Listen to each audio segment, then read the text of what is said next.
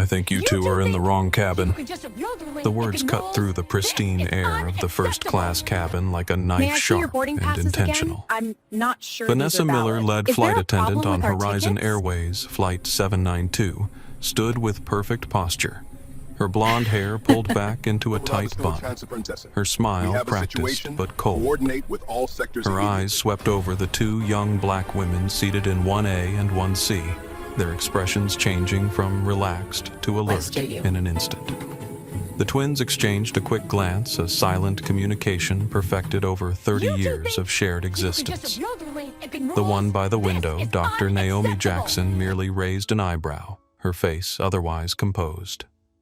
Her sister, Dr. Zoe Jackson, seated across the aisle, straightened almost imperceptibly, the only indication that she'd registered the flight attendant's words as anything other than a simple mistake. "Our boarding passes say otherwise," Naomi replied, her voice soft but precise, each word measured with scientific accuracy. She gestured to the digital boarding pass displayed on her phone, the seat assignment 1A clearly visible. Vanessa's smile tightened. There must be some mistake. These premium suites are typically reserved for our regular clientele. Her eyes flicked over their attire, Naomi in her tailored charcoal pants and cream cashmere sweater, Zoe in her silk navy blouse and designer jeans. Expensive clothing, certainly, but not the ostentatious wealth displayed by some of the other passengers boarding around them. "No mistake," Zoe said, her voice carrying the slightest edge that her twins didn't. "We paid for these seats and we intend to enjoy them." Unlike her sister's measured tone, Zoe's words had a barely contained energy like a tightly coiled spring. Vanessa's smile never faltered, but her eyes hardened. "Of course. Enjoy your flight." She moved away to greet other boarding passengers with considerably more warmth, leaving behind a faint chill that had nothing to do with the cabin's temperature. The Horizon Airways first-class lounge at JFK International Airport had been the twins' first indication of what they might face. Though their boarding passes granted them full access, the hostess at the entrance had examined their credentials for an uncomfortably long time, flicking her eyes between the passes and their faces as if trying to spot a forgery. "Is there a problem?" Naomi had asked, her tone mild, curious, even as if she were merely collecting data. "No problem," the hostess had finally said, stepping aside to let them enter. But her smile hadn't reached her eyes. Inside the lounge had been a testament to luxury Italian leather chairs, a full bar with premium spirits, a spread of gourmet food attended by a private chef, and panoramic views of the runways. Most of the occupants were older white men in expensive suits, with a scattering of equally well-dressed white women. The twins had been the only black people in the space. They had chosen seats near the window, away from the bar, where conversations flowed freely among apparent regulars who seemed to know each other from frequent business trips.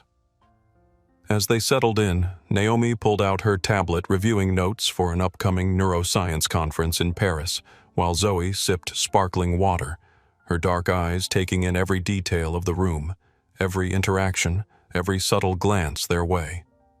"You feel it too, don't you?" Zoe had whispered to her sister after 20 minutes of being alternately ignored by the servers and stared at by fellow passengers. Naomi hadn't looked up from her tablet. Hypothesis: our presence disrupts their expectation of this space. Data points: extended credential verification service avoidance pattern, elevated observation from other occupants. Zoe had smiled at her twins' scientific approach to prejudice. "Only you would quantify discrimination. It helps to understand the variables," Naomi had replied with a small shrug. "Father always said knowledge is power only when it's measured correctly." Zoe had finished for her the twin speak that had been part of their language since childhood. The Jackson twins had been inseparable since birth, but anyone who knew them understood they were far from identical in personality. Naomi, older by 7 minutes, approached the world through the lens of her neuroscientific training, methodical, analytical, always observing before acting. Her research on cognitive bias and decision-making had earned her the directorship of the Cognitive Neuroscience Laboratory at Harvard by age 28, making her one of the youngest research directors in the university's history. Zoe, by contrast, possessed a quicker trigger, a more immediate response to stimuli. Her brilliant mind worked in theoretical physics, specifically quantum field theory, where her ability to conceptualize complex interconnected systems had revolutionized understanding of subatomic particle behavior. Her position as the youngest tenured professor at MIT came after publishing 3 groundbreaking papers before she turned 27. But despite their different approaches to the world, the twins shared a core of steel forged by their upbringing. Alexander Jackson had raised his daughters to understand that excellence wasn't optional in a world determined to see them as less. After their mother died when they were 8, he had become both parents, balancing his growing shipping empire with bedtime stories and science fair projects. "The world will try to tell you who you are," he would say. "Your job is to show them who you choose to be." It was a lesson they carried through elite private schools, where they were often the only black students, through Ivy League universities where professors mistook them for scholarship cases, rather than the academically gifted students they were through early career challenges, where they constantly had to prove their brilliance in ways their white counterparts never did. By 30, both women had carved out spaces at the pinnacle of their fields, their names recognized in academic journals and at international conferences.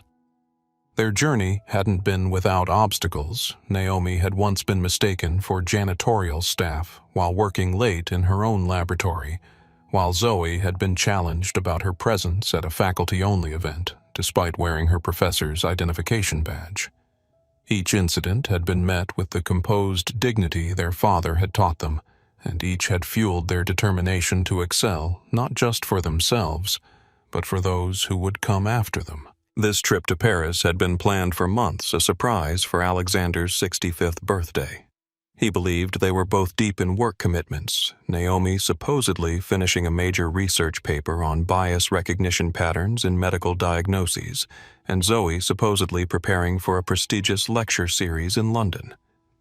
Instead, they would be appearing at the small villa he kept in Paris, where he was spending a rare vacation week. The Jackson family could have easily traveled on private jets. Alexander's company Quantum Logistics maintained a small fleet for executive use, but the twins had specifically chosen a commercial flight. Their decision wasn't about cost, but about principle.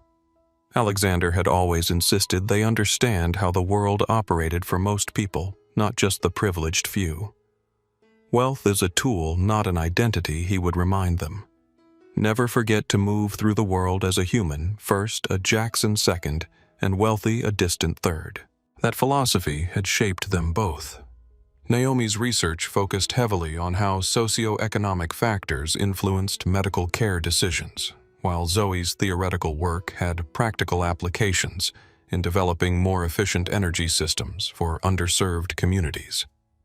Their substantial personal wealth, both from trust funds and their own successful careers, was largely channeled into foundations supporting young women of color in STEM fields.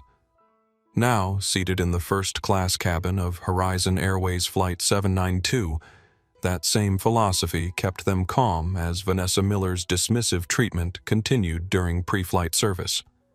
The flight attendant managed to offer champagne to every other passenger while somehow overlooking them entirely, until Zoe finally raised her hand to get attention. "Excuse me, we seem to have been missed for the pre-flight beverage service," she said, her voice carrying just enough to ensure it couldn't be ignored. Vanessa turned that same practiced smile in place. "Of course. What would you like sparkling water with lime for me?" Naomi said. "Champagne," Zoe added. "The Veuve Clicquot you've been serving everyone else." A flicker of something annoyance perhaps crossed Vanessa's face before she nodded and moved away to fetch their drinks. When she returned, she placed Naomi's water down without a coaster allowing condensation to drip onto her silk pants and handed Zoe her champagne with barely a glance. Deliberate, Zoe murmured after Vanessa had moved away. Noted, Naomi replied quietly, dabbing at the water spot with her napkin. Further data supporting the hypothesis. Around them, the first-class cabin continued to fill. A middle-aged white man in an impeccably tailored suit took the seat across from Zoe, glancing at her with poorly disguised surprise before busying himself with his phone. An elderly white couple settled into the row behind Naomi, the woman clutching her designer handbag a little tighter when she noticed who was seated in front of her. A younger Hispanic man took a seat several rows back, nodding politely to the twins when their eyes met briefly. As the final boarding announcements were made, Naomi and Zoe shared another glance. This trip was supposed to be a joyful surprise for their father, a rare opportunity for the three of them to spend time together away from work commitments and public obligations. Neither of them had anticipated that the journey itself would become a test of the principles Alexander Jackson had instilled in them. Principles of dignity, excellence, and the quiet power of knowing exactly who you are in a world determined to tell you otherwise. "Ready?" Naomi asked softly. "Always," Zoe replied with a small smile. Neither of them could have known then that in less than 2 hours their names would be trending on social media. Their faces would be on news broadcasts worldwide, and the entire Horizon Airways global fleet would be grounded, all because of what was about to unfold in this first-class cabin at 35,000 feet. The sleek Airbus A350 pushed back from the gate precisely on schedule, the gentle rumble of its engines vibrating through the premium cabin. Outside the window, JFK's Terminal 4 slowly receded from view as ground crew in fluorescent vests became tiny figures against the vast concrete expanse. Naomi watched with mild interest, her mind already calculating the variables of their interaction with Vanessa, filing away behavioral cues for future analysis. Across the aisle, Zoe scrolled through a scientific journal article on her tablet, though her attention wasn't fully on the complex equations displayed on screen. She was acutely aware of the sideways glances from Andrew Thompson, the businessman seated opposite her. His Brioni suit and Patek Philippe watch, both items she recognized from her father's collection, advertised his wealth more loudly than words could.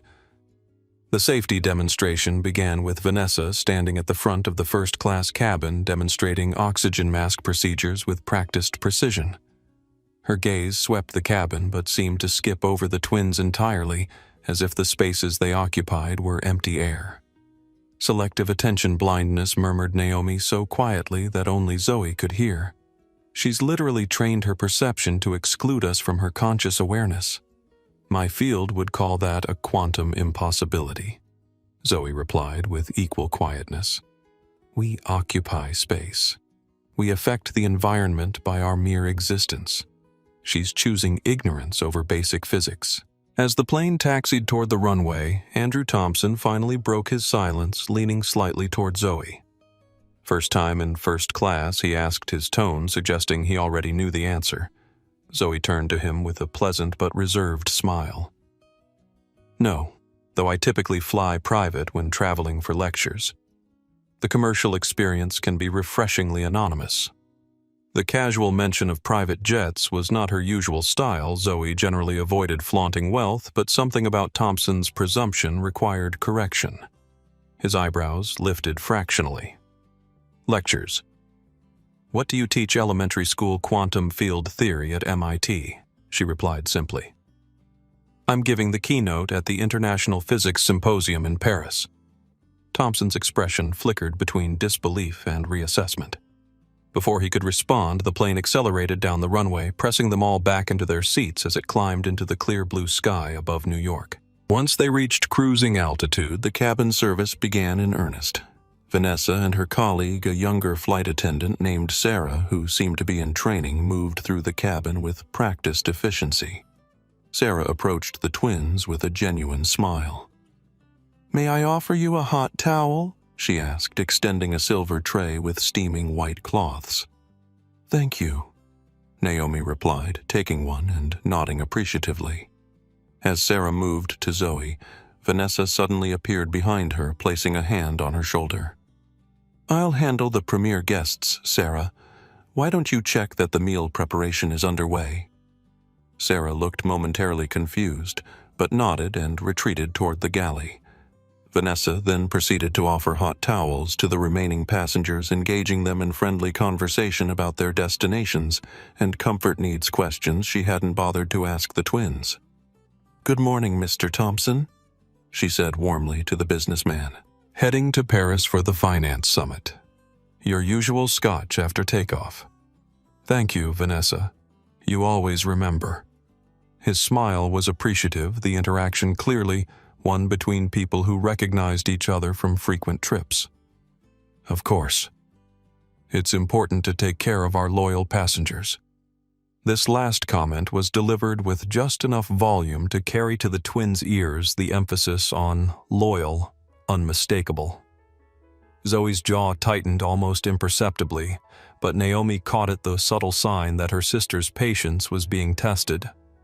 Under the small table between their seats, Naomi tapped twice on her armrest, their childhood signal for "let it go." Zoe gave the slightest nod in acknowledgement, returning her attention to her tablet. But the moment of tension had been observed by Miguel Ramirez, the young Hispanic man seated a few rows back. His eyes narrowed slightly as he watched the interaction unfold, his hand drifting toward the phone in his jacket pocket. The next 40 minutes passed in relative calm. Meal orders were taken. Vanessa somehow managing to reach the twins last, by which point the beef option they both preferred was, unfortunately, no longer available. Wine was served, their glasses filled with noticeably less than other passengers received. Small but persistent slights accumulated like tiny paper cuts, individually minor but collectively telling. Then came the incident that shifted the energy of the entire cabin. Andrew Thompson stood to retrieve something from the overhead bin and accidentally knocked his glass of water onto Zoe's tablet. The device wasn't damaged, it was water-resistant, but the act itself was deliberate. His mumbled "sorry about that," undermined by the slight smirk that accompanied it. Zoe simply patted the tablet dry with her napkin, her expression neutral. No harm done. Though perhaps next time you might ask for assistance reaching the overhead bins if your spatial awareness is compromised. Thompson's face flushed. "Excuse me. Just a friendly suggestion," Zoe replied, her tone pleasant, but her eyes steely. "Coordination can decline with age. It's nothing to be embarrassed about." He stared at her for a moment, then returned to his seat without another word. But minutes later he pressed his call button. Vanessa appeared instantly at his side, leaning down to listen as he spoke in low tones, gesturing subtly toward the twins. She nodded several times, her expression growing increasingly concerned before straightening and approaching Naomi and Zoe. "Ladies," she began, her voice carrying a new note of authority. "I need to see your boarding passes again. There seems to be some confusion about seat assignments." Naomi calmly opened the airline app on her phone and displayed her boarding pass. 1A, as confirmed during boarding. Zoe did the same. 1C, also confirmed. Vanessa examined the digital passes with exaggerated scrutiny, then pulled out a tablet of her own. "That's strange. The manifest shows these seats should be occupied by..." She paused, looking pointedly at Thompson. "Other passengers. Premium frequent flyers." "The manifest is incorrect then," Naomi stated simply. "Our boarding passes are valid, our payment was processed, and our seats were confirmed both at check-in and at the gate." Vanessa's smile tightened further. "There might be a system error. These particular suites are generally reserved for our highest tier members." "Are you suggesting we don't qualify for these seats?" Zoe asked directly. "I'm simply noting that there appears to be a discrepancy," Vanessa replied smoothly. "Perhaps you were upgraded accidentally. These things happen when the system misreads certain parameters." "What parameters would those be exactly?" Naomi's question was delivered with the same calm curiosity she might use when interviewing a research subject, but her eyes had sharpened. Vanessa faltered for just a second before regaining her composure. "Frequent flyer status, primarily. Mr. Thompson here, for instance, flies with us weekly and typically reserves 1B and 1C as a courtesy upgrade. Thompson nodded with exaggerated solemnity. I do prefer to have the extra space when traveling to Europe. Helps with my back condition. Zoe raised an eyebrow. How interesting that your back condition requires exactly the seat assigned to me despite there being 7 other empty first-class suites on this flight. A few rows back, the young Hispanic man Miguel Ramirez had quietly begun recording the interaction on his phone, keeping the device partially concealed behind a magazine. In the row behind Naomi, the elderly white woman leaned toward her husband, whispering something that made him frown and shake his head slightly. Vanessa reached for Naomi's phone ostensibly to examine the boarding pass more closely. As she did, her finger slipped, closing the app that displayed the boarding pass. Oh, I'm sorry. Could you pull that up again? I need to verify the confirmation code. Naomi reopened the app without comment, but Zoe's patience was visibly thinning. Is this standard procedure for all passengers or just ones who look like us? I beg your pardon. Vanessa's tone turned frosty. A simple question. I'm curious if Mr. Thompson's boarding pass received the same level of scrutiny, or if this special attention is reserved for passengers who don't fit your preconception of first-class travelers. Andrew Thompson interjected his voice, carrying the easy confidence of someone unaccustomed to being challenged. Now see here, there's no need to make accusations. Vanessa is just doing her job ensuring everyone is where they belong. And where exactly do you think we belong, Mr. Thompson? Zoe asked, her gaze steady. The businessman shifted uncomfortably. I simply meant I know exactly what you meant. Zoe cut in, her voice level but intense. Just as I know exactly what's happening here. Naomi, who had been silently observing this escalation, finally spoke. Vanessa, our boarding passes are valid. Our identities have been verified twice already, and there is no legitimate reason to question our presence in these seats. If you persist, we'll be forced to conclude that your actions are motivated by factors unrelated to airline protocol. Vanessa's face hardened. I don't appreciate what you're implying. I treat all passengers equally. Your behavior suggests otherwise, Naomi replied mildly. But we can easily resolve this. Please check our names against the passenger manifest again properly this time, and confirm our seat assignments with the gate agent who handled our boarding. For a moment, it seemed Vanessa might back down, but then she glanced at Thompson, who gave her a barely perceptible nod, and her resolve visibly hardened. She reached for Naomi's phone again, but this time when she handed it back, something was different. The boarding pass displayed on the screen had been altered. The seat number now showed 23F, an economy seat. As I suspected, Vanessa said with manufactured concern. There appears to have been an error during check-in. Your assigned seat is actually in the economy cabin. Naomi stared at the screen, then back at Vanessa, her expression unchanged but her eyes now radiating a cold intensity. This boarding pass has been tampered with. The seat number was 1A when I boarded, as verified by the gate agent, and by you during initial boarding. I'm afraid you're mistaken, Vanessa replied, her tone suggesting she was dealing with a confused child rather than a Harvard research director. Electronic boarding passes can be glitchy sometimes. If you check your sister's, I'm sure you'll find the same correction. Zoe, who had been watching this exchange with growing indignation, pulled up her own boarding pass, which now also displayed an economy seat number. This is fraud, she stated flatly. You've electronically altered our boarding passes, Thompson scoffed. That's a serious accusation against a respected airline professional. Maybe you ladies should consider that you made a mistake in reading your original assignments. We didn't, the twins said in perfect unison, their voices carrying that eerie synchronicity that had unnerved teachers and colleagues throughout their lives. The tension in the cabin had become palpable.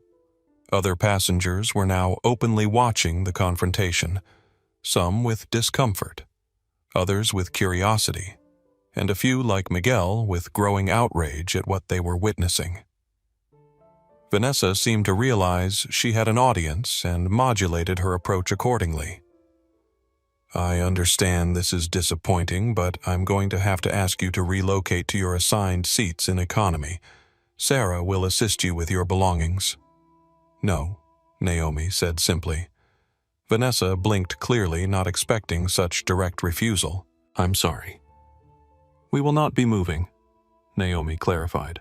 Our assigned seats are here as confirmed by our original boarding passes gate check-in, and the fact that we were allowed to board and sit here without issue until Mr. Thompson expressed his preference for my sister's seat. The elderly woman behind Naomi cleared her throat. Excuse me, but I saw their boarding passes during boarding. They were definitely seated in first class. Vanessa's smile became brittle. Mrs. Wilson, I appreciate your concern, but this is an airline matter that needs to be handled according to protocol. Andrew Thompson's expression had darkened. Look, I don't know what game you two are playing, but these premium suites cost thousands of dollars. They're not meant for... He caught himself, but the unfinished sentence hung in the air. For whom, Mr. Thompson? Zoe asked softly, dangerously.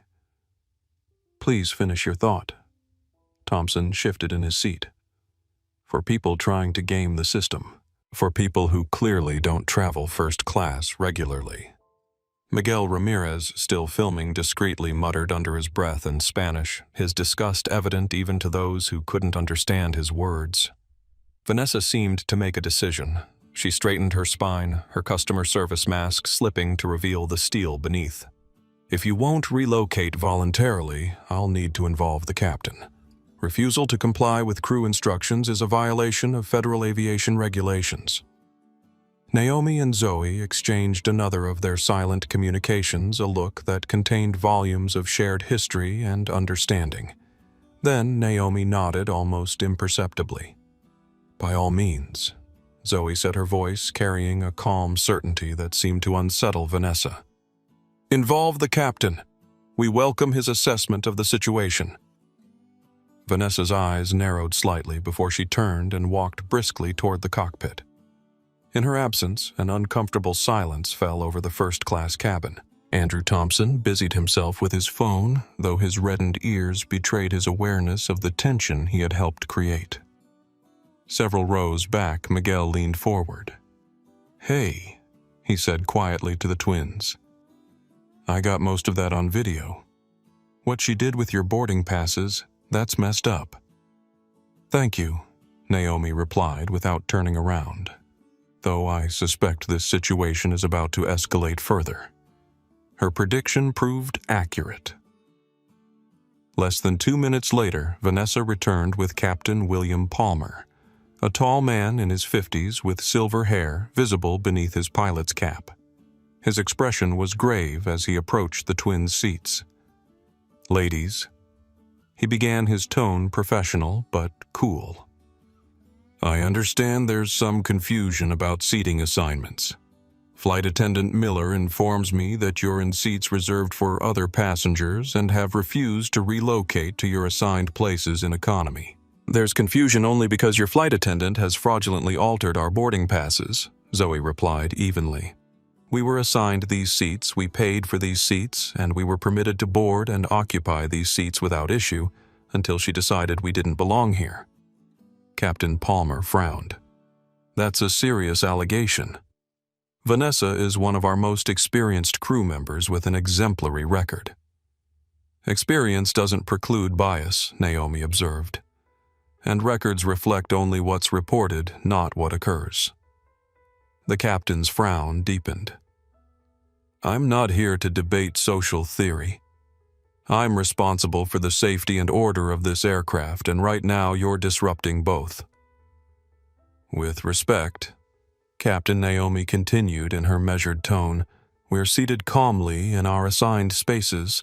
The disruption began when your flight attendant, at the apparent behest of another passenger, she nodded toward Thompson, decided to challenge our right to be here despite all evidence to the contrary. Captain Palmer glanced at Thompson, who shrugged as if to say, Can you believe these people? Then he looked back at the twins. "Look, I don't know what happened with your boarding passes, but Vanessa says the manifest shows you're assigned to economy. Given the discrepancy, I'm going to have to ask you to move to those seats for now. We can sort this out properly when we land in Paris." "And if we decline?" Zoe asked quietly. The captain's expression hardened. "Then I'll be forced to divert this aircraft to the nearest airport and have you removed by security for interfering with a flight crew. I don't want to do that, but safety protocols are non-negotiable." Miguel Ramirez, still recording, spoke up. "Captain, with respect, I've been filming this interaction. These women have been calm and reasonable while your flight attendant has been discriminatory and dishonest. I'd be happy to testify to that effect if this becomes a legal matter." Captain Palmer turned to Miguel with surprise and growing anger. "Sir, unauthorized filming on this aircraft is also against regulations. I'll need you to delete that footage immediately." "I'm aware of my rights," Miguel replied calmly. "FAA regulations permit passengers to film as long as it doesn't interfere with crew duties or compromise safety. I'm doing neither." The captain's jaw tightened visibly. He turned back to the twins.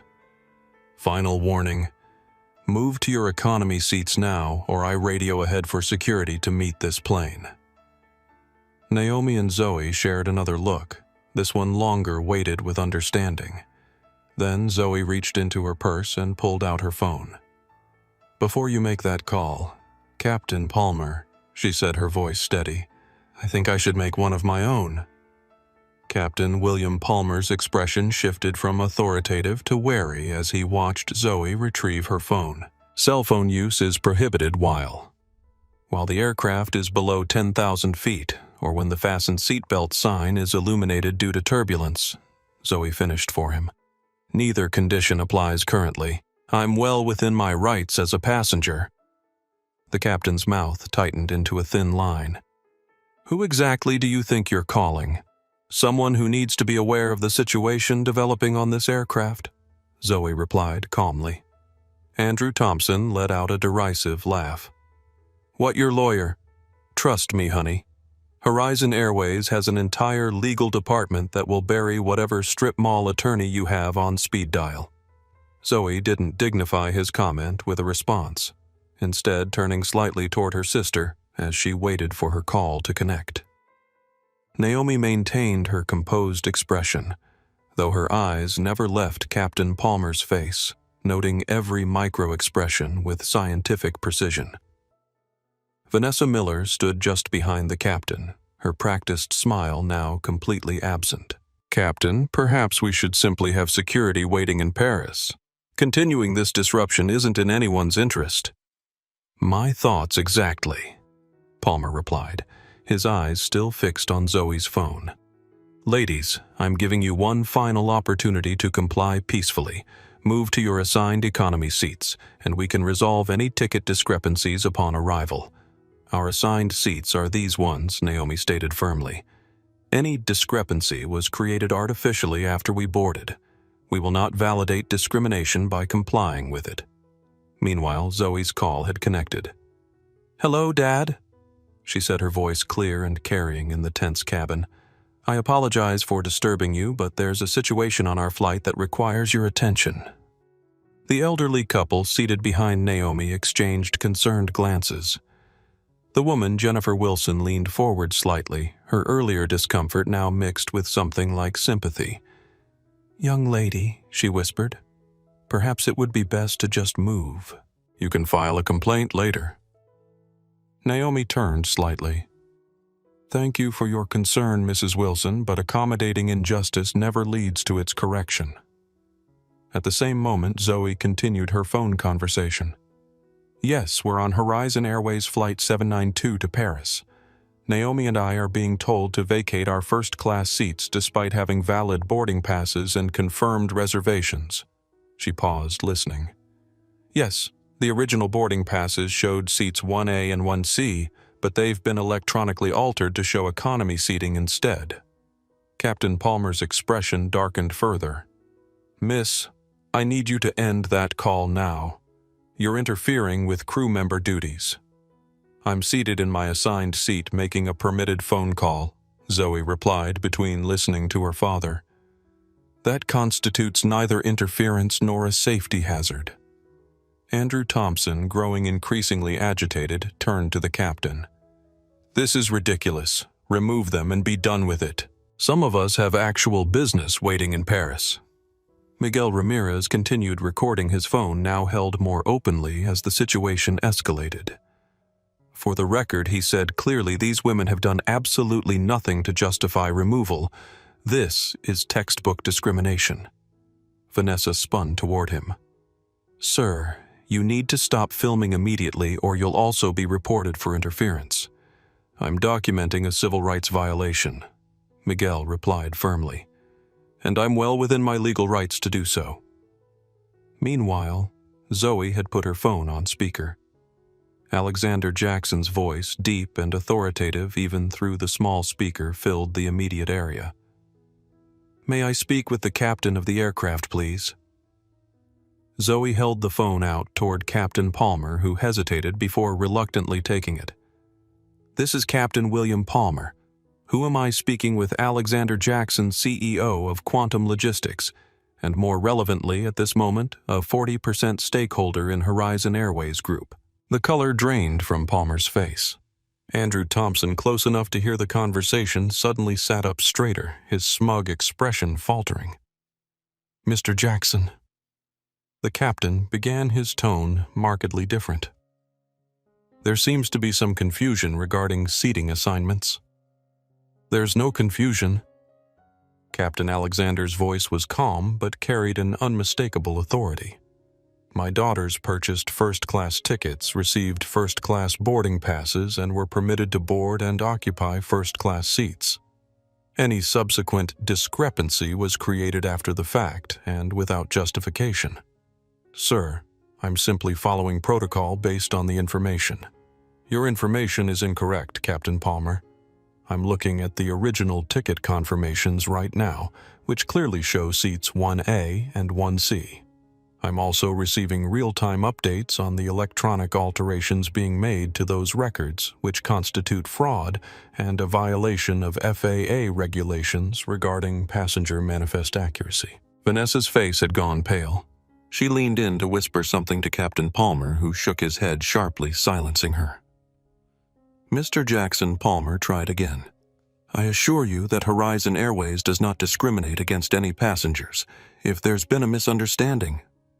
This is not a misunderstanding, Captain Alexander interrupted, his voice, still measured but with an edge of steel beneath it. This is a documented pattern of behavior that my security team has been monitoring across your airline for the past 6 months. Today's incident is simply the most blatant example we've recorded. The first-class cabin had gone completely silent. Even Andrew Thompson seemed frozen in place, his earlier confidence evaporated. Now, Alexander continued, I expect my daughters to remain in their assigned and paid-for seats without further harassment. I expect any crew members involved in this incident to be immediately removed from service pending investigation. And I expect you, Captain, to personally apologize for your role in perpetuating discrimination aboard an aircraft bearing the name of a company in which I am a principal investor. Captain Palmer looked as though he'd been struck. Mr. Jackson, I wasn't aware. Clearly, your awareness will increase substantially in the coming hours.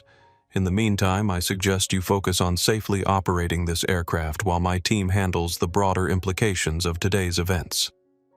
Vanessa stepped forward, her professional mask cracking to reveal panic beneath. Captain, we don't even know if this is really... It's him. Andrew Thompson interrupted, his voice hollow.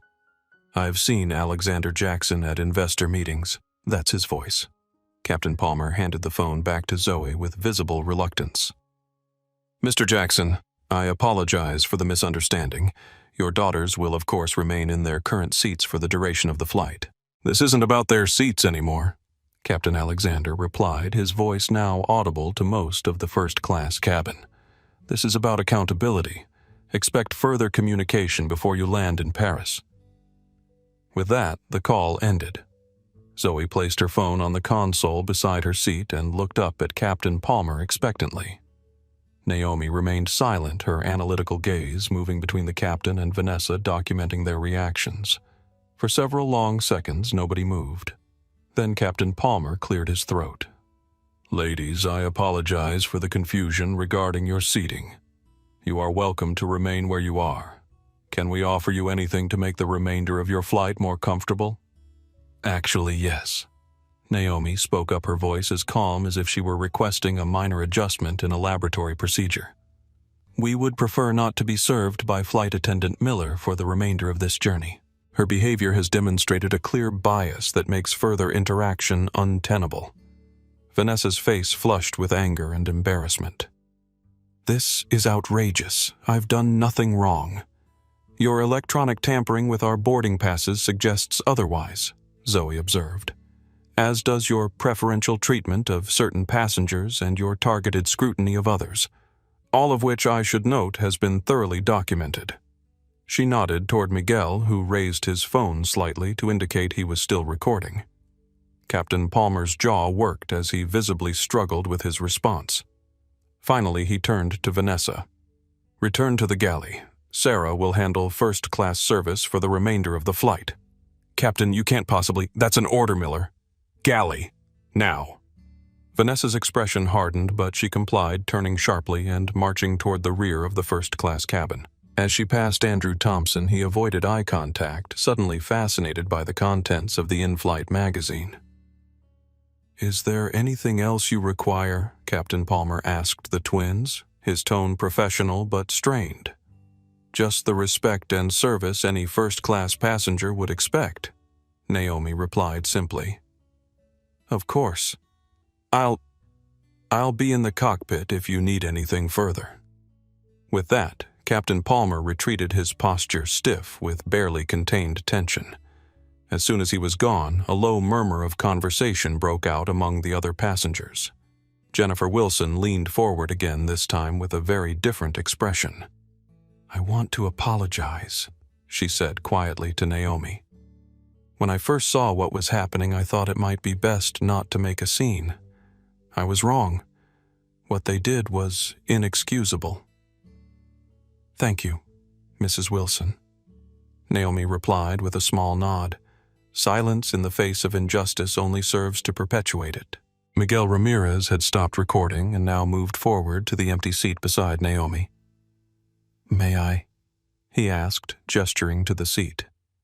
Naomi nodded and he sat down, lowering his voice. "That was incredible. Your father is Alexander Jackson." "The Alexander Jackson?" "Yes," Zoe confirmed from across the aisle. "Though we generally don't lead with that information." Miguel shook his head in amazement. "I work for a tech startup that uses quantum logistics for all our shipping. Your father's company revolutionized international supply chain management."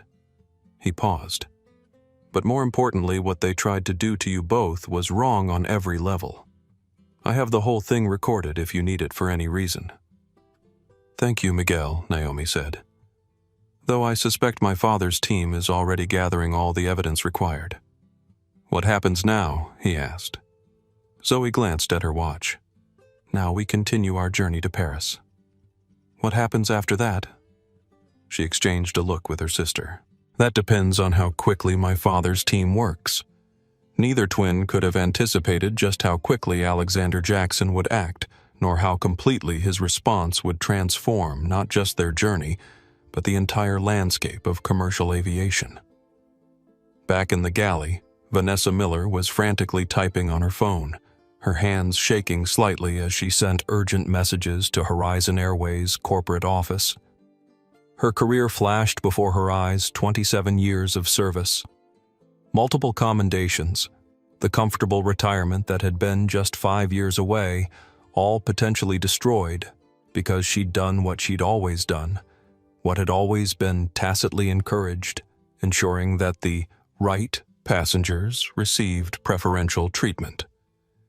Meanwhile, in the cockpit, Captain Palmer was on a secure line with Horizon's operations center, his voice low and urgent. I need to speak with the chief operating officer immediately. We have a situation involving Alexander Jackson's family members. Yes, that Alexander Jackson.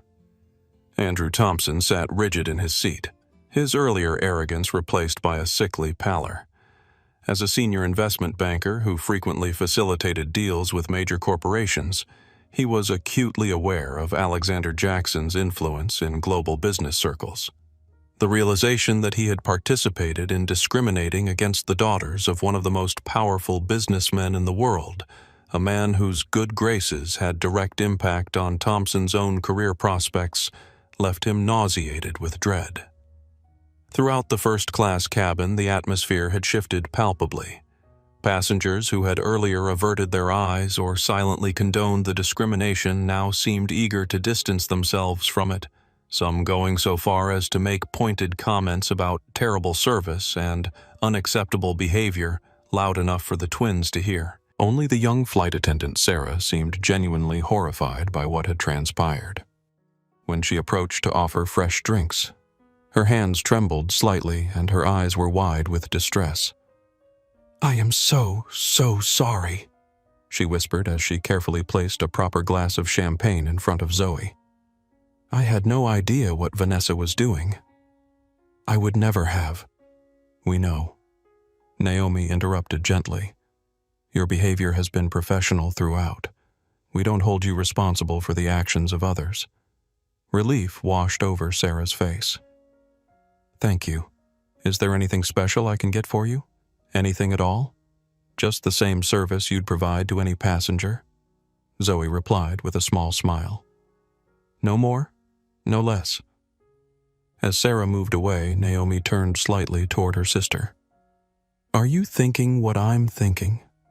That our surprise for Dad just got significantly more complicated?" Zoe replied. "Absolutely. He didn't sound surprised to hear we were on this flight," Naomi observed quietly, "which suggests he already knew about our plans." Zoe smiled slightly. He always was 3 steps ahead of everyone else, even us. What neither twin realized in that moment was that their father was already more than 3 steps ahead. He was orchestrating a response that would reverberate through the airline industry for years to come, a response that had begun the instant he'd received Zoe's call, and that would reach its first dramatic crescendo long before Flight 792 touched down in Paris. 35,000 feet below in airport terminals across the globe, the first signs of that response were already becoming visible. At JFK, passengers queued at Horizon Airways gates were noticing their boarding passes suddenly displaying "delayed" in bold red letters. In London, Heathrow Horizon ground staff were staring in confusion at gate monitors that had abruptly switched from "on time" to "status pending." And in the Horizon Airways Global Operations Center in Atlanta, alarms were beginning to sound as system after system registered unauthorized access and executive-level overrides. The storm was gathering, and though they didn't yet know its full magnitude, the twins had just become the eye around which it would revolve. Zoe's phone lit up with a text message exactly 17 minutes after her call with Alexander ended. She glanced down at the screen, read the brief message, then passed the phone to Naomi. "It's starting," she said quietly. Naomi read the message, "System secured, operational override initiated, stand by for Phase 1, Team Quantum." With a small nod, she handed the phone back to her sister. Efficient as always. "He didn't become Alexander Jackson by half measures," Zoe replied, a hint of admiration in her voice. Miguel, who had returned to his original seat at the twins' suggestion, "Better for you not to be too closely associated with what's coming," Naomi had advised, was now watching a movie on his screen, though his attention periodically shifted toward the galley where Vanessa remained sequestered. Andrew Thompson had been unnervingly quiet since the revelation of the twins' parentage. He sat rigidly in his seat, periodically checking his phone with increasing agitation, as if waiting for the digital equivalent of a guillotine to fall. The first concrete sign of what Alexander had set in motion came approximately 40 minutes after Zoe's call. Captain Palmer's voice crackled over the intercom, the usual confident pilot's tone noticeably strained. "Ladies and gentlemen, this is your captain speaking. I've just received information from our operations center that we may be experiencing some technical difficulties with our flight management system. As a precaution, we'll be holding at our current altitude and position while we perform some diagnostic checks. There's no cause for concern, and I'll update you as soon as I have more information." Naomi and Zoe exchanged a knowing glance as murmurs of confusion rippled through the cabin. For the next several minutes, nothing seemed to happen. The plane maintained its course and altitude. The cabin service continued with Sarah now handling all passengers, and the in-flight entertainment systems functioned normally. Then, one by one, passengers began noticing something odd. Anyone checking the flight status on their screens saw that their route had changed.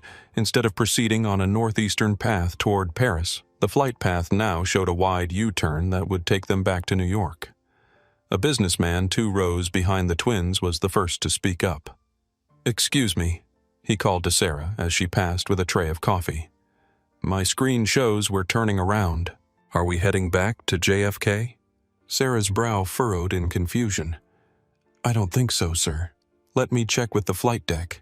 Before she could reach the intercom, however, every screen in the first-class cabin suddenly went dark.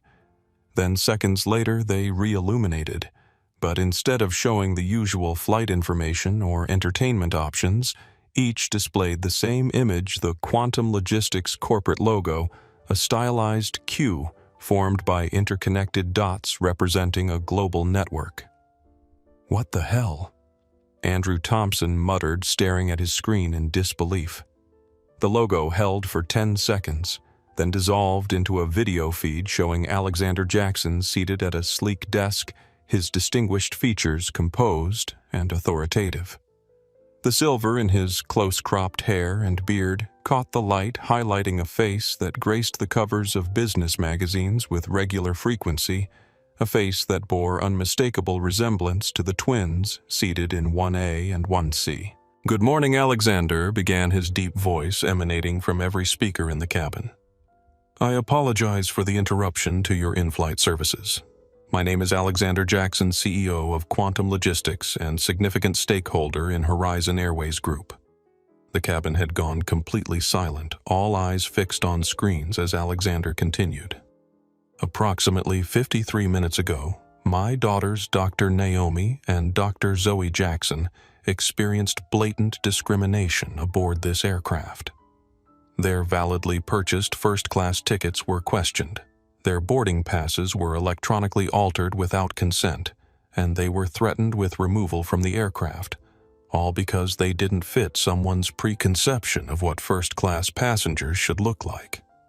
Alexander's expression remained composed, but his eyes reflected controlled anger. "This incident is not isolated. For the past 6 months, my security team has been monitoring a pattern of discriminatory practices throughout Horizon Airways operations practices that violate not only federal aviation regulations and civil rights laws, but basic human dignity."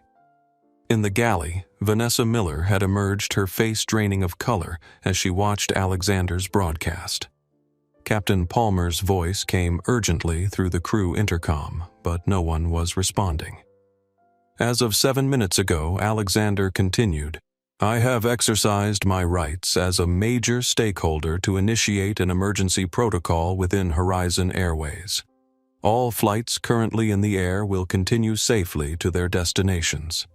However, no new Horizon Airways flights will depart until a complete operational audit has been conducted and all personnel involved in discriminatory practices have been identified and removed from service." Gasps echoed through the cabin. Andrew Thompson looked as though he might be physically ill. "Flight 792 is being rerouted to JFK, where federal authorities have been notified and will be conducting interviews regarding today's events.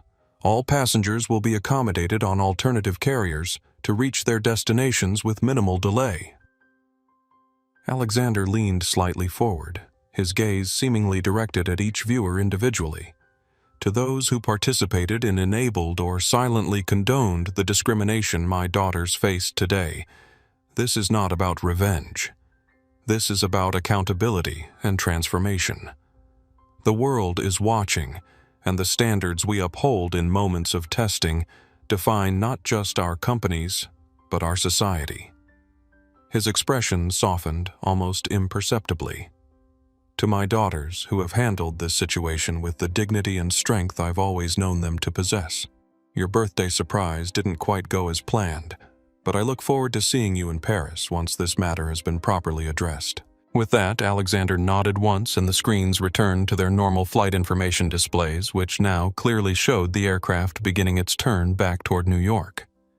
The cabin erupted into chaos. Passengers were on their feet, some demanding explanations from the visibly shaken Sarah, others furiously typing on their phones.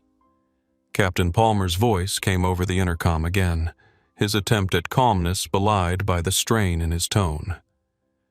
"Ladies and gentlemen, please return to your seats and fasten your seatbelts. We have received instructions to return to JFK due to operational considerations. This is not a safety issue, but we need everyone seated for the course of adjustment." Andrew Thompson had finally found his voice. He leaned toward Zoe, his earlier arrogance replaced by naked desperation. "Look, this is a massive overreaction. I had nothing to do with what Vanessa did with your boarding passes. I just thought, it was a misunderstanding about the seating. Surely you can tell your father that." Zoe regarded him coolly. "What exactly should I tell him, Mr. Thompson? That you merely wanted my seat because you felt entitled to it? That you only implied we didn't belong in first class rather than stating it outright? That your discrimination was subtle rather than blatant? Which part of that do you think would appease him?" Thompson's face flushed. "You're ruining people's lives over a seating issue. Do you have any idea how many employees depend on this airline for their livelihoods?" "Actually, I do," Naomi interjected calmly. "Horizon Airways employs approximately 63,000 people worldwide, of whom roughly 76% have no involvement in customer-facing roles where discriminatory behavior could occur. Statistical analysis suggests that problematic behavior patterns are concentrated among 7 to 12% of staff, primarily those in positions of arbitrary authority with minimal oversight." She fixed Thompson with her steady gaze. "In other words, Mr. Thompson, the livelihood impact will be targeted rather than generalized. Those who have done nothing wrong have nothing to fear." "This is insane," Thompson muttered, slumping back in his seat. "All over a goddamn airplane seat." "No, Mr. Thompson," Zoe said quietly but firmly. "This was never about a seat. This was about human dignity and whether some people deserve less of it based on how they look. The seat was merely where that question was asked. The answer is what matters." At the rear of the first-class cabin, Vanessa Miller had collapsed into a jump seat, her face ashen. Sarah approached her cautiously. "Did you know?" Sarah asked, her voice barely above a whisper. "Did you know who they were when you did all that?" Vanessa shook her head mutely, then found her voice. "It wouldn't have mattered. We're trained to accommodate our high-value customers. Thompson flies with us weekly, spends thousands. Those two, they didn't look like they belonged." Sarah stared at her in disbelief. "Because they're black. That's why you decided they didn't belong." "It wasn't just that," Vanessa hissed defensively. "It was everything, the way they dressed, how they carried themselves. They didn't have the look of our usual premium passengers." "What look is that exactly?" Sarah pressed, growing anger evident in her tone. "White, rich, entitled." Vanessa's eyes flashed. "You're new. You don't understand. There's a way things work. There's a natural order I understand perfectly." Sarah cut her off. "And I want nothing to do with it." With that, she turned and walked away, leaving Vanessa alone with the ruins of her career. In the cockpit, Captain Palmer was engaged in a tense conversation with Horizon Airways Operations Center, his knuckles white as he gripped the radio handset. "What do you mean the flight control systems are locked?" he demanded. "Who authorized this executive override, Captain?" came the response, the voice on the other end sounding equally stressed.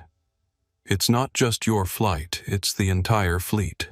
Every Horizon aircraft worldwide has been either grounded or ordered to return to its origin. Nothing takes off. Nothing diverts from its current course correction. The system's been locked down at the highest level. This is unprecedented. It has to be illegal. The legal team is scrambling, but preliminary assessment is that Jackson's stake in the company gives him the authority to initiate emergency protocols under certain conditions. Apparently, the discrimination incident qualifies." Palmer swore under his breath. "And the return to JFK. We're going to have a plane full of furious passengers. Federal authorities will meet the aircraft. All passengers will be rebooked on partner airlines. Jackson's team has already arranged it. And the crew." A pause. "You First Officer Davis and Flight Attendant Sarah Chen are to report to operations for debriefing. Flight Attendant Vanessa Miller is to be detained by air marshals pending investigation." "Detained?" Palmer's voice rose in disbelief. "On what grounds? Falsification of passenger manifests, fraudulent alteration of boarding passes, civil rights violations." The list goes on. "It's serious, William. This isn't just an HR issue anymore. The FBI's Civil Rights Division is involved." Captain Palmer fell silent, the full weight of the situation finally registering. "What about the passengers involved in the incident, Thompson and whoever else encouraged Miller? They'll be handled separately. Jackson's team has provided documentation showing this wasn't isolated. Apparently they've been building a case for months." In the main cabin, Naomi and Zoe sat quietly amidst the continuing chaos, their composure a stark contrast to the agitation around them. They had known their father long enough to understand that what they were witnessing was only the beginning, the visible portion of an iceberg whose true mass remained hidden beneath the surface. Miguel approached their seats again, his expression a mixture of awe and concern. "Your father just shut down an entire airline," he said quietly. "I've never seen anything like this." "He's not shutting it down," Naomi clarified. "He's resetting it. There's a significant difference. The distinction may be lost on people whose travel plans are being disrupted," Miguel pointed out. Perhaps Zoe acknowledged. "But sometimes disruption is necessary for true change. A temporary inconvenience weighed against a permanent improvement is a reasonable trade-off." Miguel shook his head, a small smile playing at the corners of his mouth. "You two really are his daughters, aren't you? Same way of thinking, big picture, long game." "We had a good teacher," Naomi replied with the barest hint of a smile. As the aircraft banked into its turn back toward New York, Sarah approached with fresh drinks for the twins. "I just wanted to say," she began hesitantly, "what's happening is... it's right. It needed to happen. The things I've seen since I started working here, the comments, the unwritten rules about who gets what kind of service, it wasn't okay." "Thank you, Sarah," Zoe said warmly. "People like you are exactly why this isn't about shutting down an airline. It's about making it better for everyone, passengers and employees alike." Andrew Thompson, overhearing this exchange, gave a derisive snort. "Spare me the corporate social responsibility lecture. Your father is flexing his power because his precious daughters got their feelings hurt. This is about ego, not equality. That's an interesting perspective from someone who tried to have us removed from our rightful seats simply because you wanted more space," Naomi observed coolly. "Tell me, Mr. Thompson, is projection a common feature of your psychological makeup, or is it specific to situations where your privilege is threatened?" Thompson's face reddened, but before he could respond, his phone chimed with an incoming email. He glanced down, then blanched visibly as he read the message. "Something wrong?" Zoe inquired, her tone innocent, but her eyes knowing. Thompson didn't answer, but his reaction told the story clearly enough. Whatever was in that email had struck home in a way that even the aircraft's reversal hadn't. What Thompson had just received, though the twins couldn't know the specific details, was a notification from his firm's compliance department informing him that effective immediately, he was suspended pending investigation into conduct unbecoming a senior partner and potential violation of the firm's non-discrimination policies. Attached was a video clip showing his behavior on Flight 792, along with a note that the footage had been provided by a concerned third party. Alexander Jackson's response wasn't limited to the airline. His influence extended into the interconnected worlds of global finance and corporate governance worlds, where reputation was currency and where principled stands could resonate far beyond their immediate context. As Flight 792 began its journey back to New York, the twins settled into a calm awareness that they were at the center of something far larger than a dispute over airplane seats.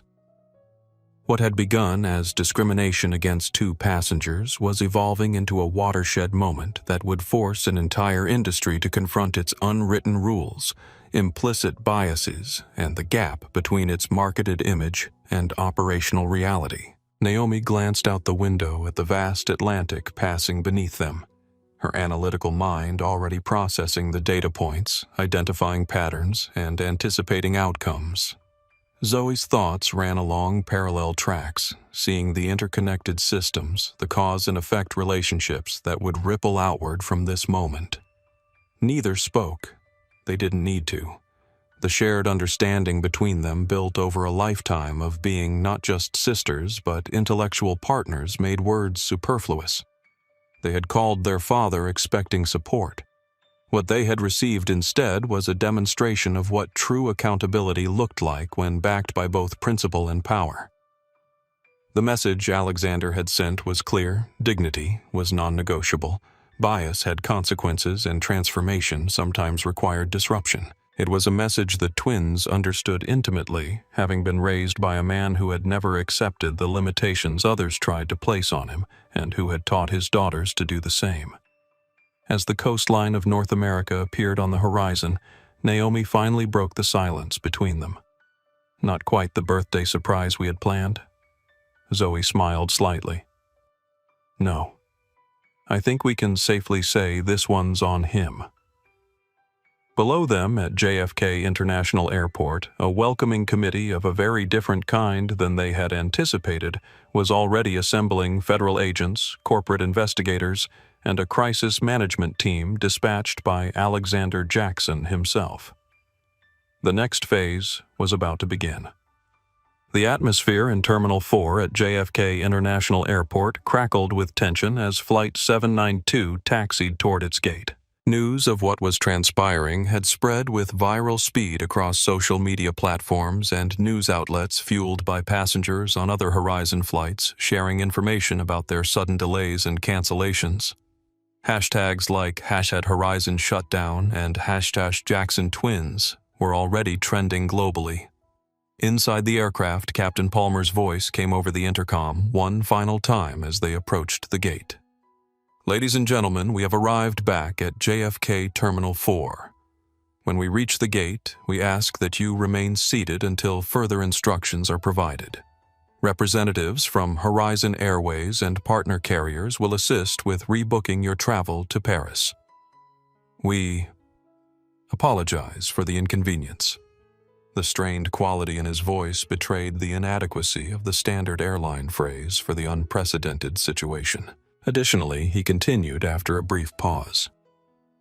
There will be federal authorities present in the terminal who may wish to speak with certain passengers and crew regarding events that occurred on this flight. Your cooperation is appreciated. As the plane docked at the gate, passengers began gathering their belongings. The usual rush to disembark intensified by the unusual circumstances. Andrew Thompson had not spoken another word since receiving the email from his firm, his earlier arrogance replaced by a shell-shocked silence as he methodically packed his tablet and phone. Miguel Ramirez approached the twins one last time before they deplaned. I've uploaded the video to secure cloud storage and sent access links to both your email addresses, he said quietly. just in case it's needed." "Thank you, Miguel," Naomi replied. "Your willingness to document what occurred was significant. Some things need to be witnessed," he said simply. "My abuelo always said that silence in the face of injustice makes you complicit in it." "Your grandfather was wise," Zoe noted with a smile. "He worked as a janitor at a law firm for 40 years, Miguel explained. "He wasn't educated in the formal sense, but he understood justice better than most of the attorneys he cleaned up after. He handed each of them a business card. 'If you ever need anything in the tech space, my startup would be honored to work with the Jackson family.' The twins accepted his cards with genuine appreciation, and as the doors opened to allow deplaning, they hung back, allowing other passengers to exit first. They had been informed via text that representatives would meet them at the gate. When they finally stepped into the terminal, they were greeted by a striking scene. A cordon of airport security created a pathway through the crowded gate area. At the end of this path stood a tall black woman in a perfectly tailored charcoal suit, her commanding presence drawing attention even in the chaotic terminal. "Dr. Jackson and Dr. Jackson," she said as they approached, extending her hand. "I'm Victoria Reynolds, Chief Security Officer for Quantum Logistics. Mr. Jackson asked me to escort you personally." "Thank you, Ms. Reynolds," Naomi replied as they shook hands. "Though I'm curious why Father felt security was necessary." Victoria's expression remained professionally neutral. "It's not about security in the traditional sense. It's about optics and messaging." She gestured discreetly toward the terminal where dozens of passengers were recording with their phones and at least 2 professional news crews had set up cameras. "Your experience has already become a symbol. Mr. Jackson wants to ensure the narrative remains clear and accurate." As Victoria led them through the terminal, Zoe noticed a group of serious-looking men and women in suits waiting near the gate where Flight 792 had docked. Some wore FBI jackets, while others were clearly Horizon Airways executives identifiable by their corporate pins and the looks of barely contained panic on their faces.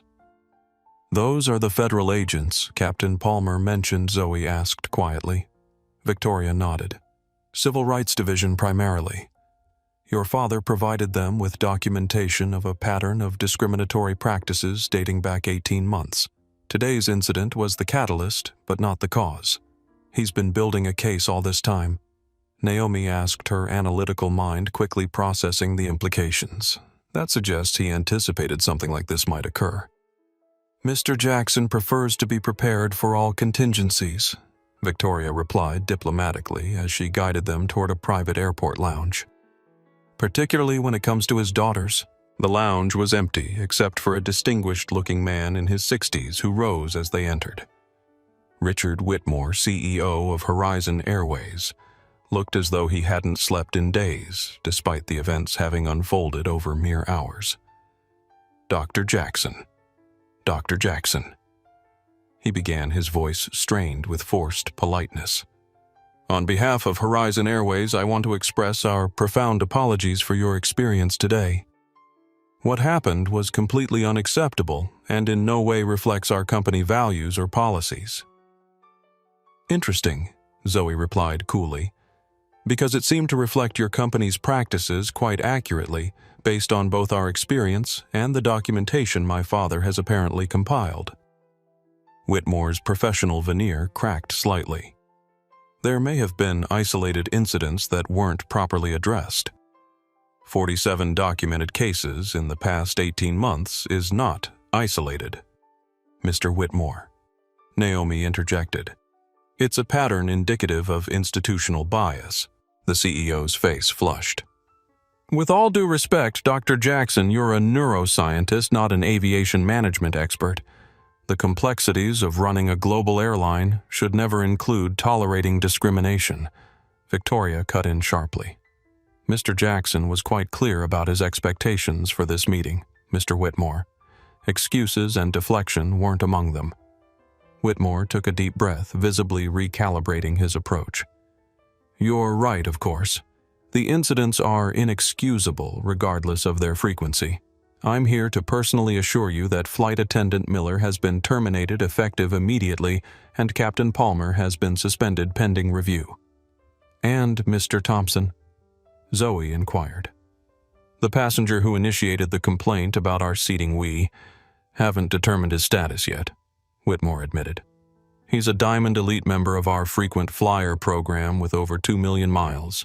So discrimination is unacceptable unless the perpetrator has accumulated sufficient loyalty points." Naomi asked, her tone deceptively mild. "That's an interesting ethical calculation." Whitmore looked as though he'd swallowed something unpleasant. "That's not what I meant." "Then perhaps you should clarify your meaning," Victoria suggested, her tone making it clear this wasn't optional. "Mr. Thompson's status with Horizon Airways is under review," Whitmore amended hastily, "as are all aspects of our customer service protocols and training procedures." "A review you'll conduct yourself," Zoe pressed. Well, normally the executive team would oversee such a review. Yes. The same executive team that allowed these practices to flourish in the first place, Naomi noted. That seems problematic from both a methodological and ethical standpoint. Whitmore's professional mask was slipping further by the moment. "Look, I understand you're upset and you have every right to be. But shutting down our entire global operation is an extreme overreaction that's hurting thousands of innocent people who had nothing to do with your experience." First, Victoria interjected before either twin could respond. "The operation hasn't been shut down. All current flights will complete their journeys safely. Only new departures have been paused pending implementation of corrective measures." She fixed Whitmore with a steely gaze. "Second, this meeting was arranged so you could provide the Drs. Jackson with information about those corrective measures, not to debate the appropriateness of Mr. Jackson's response."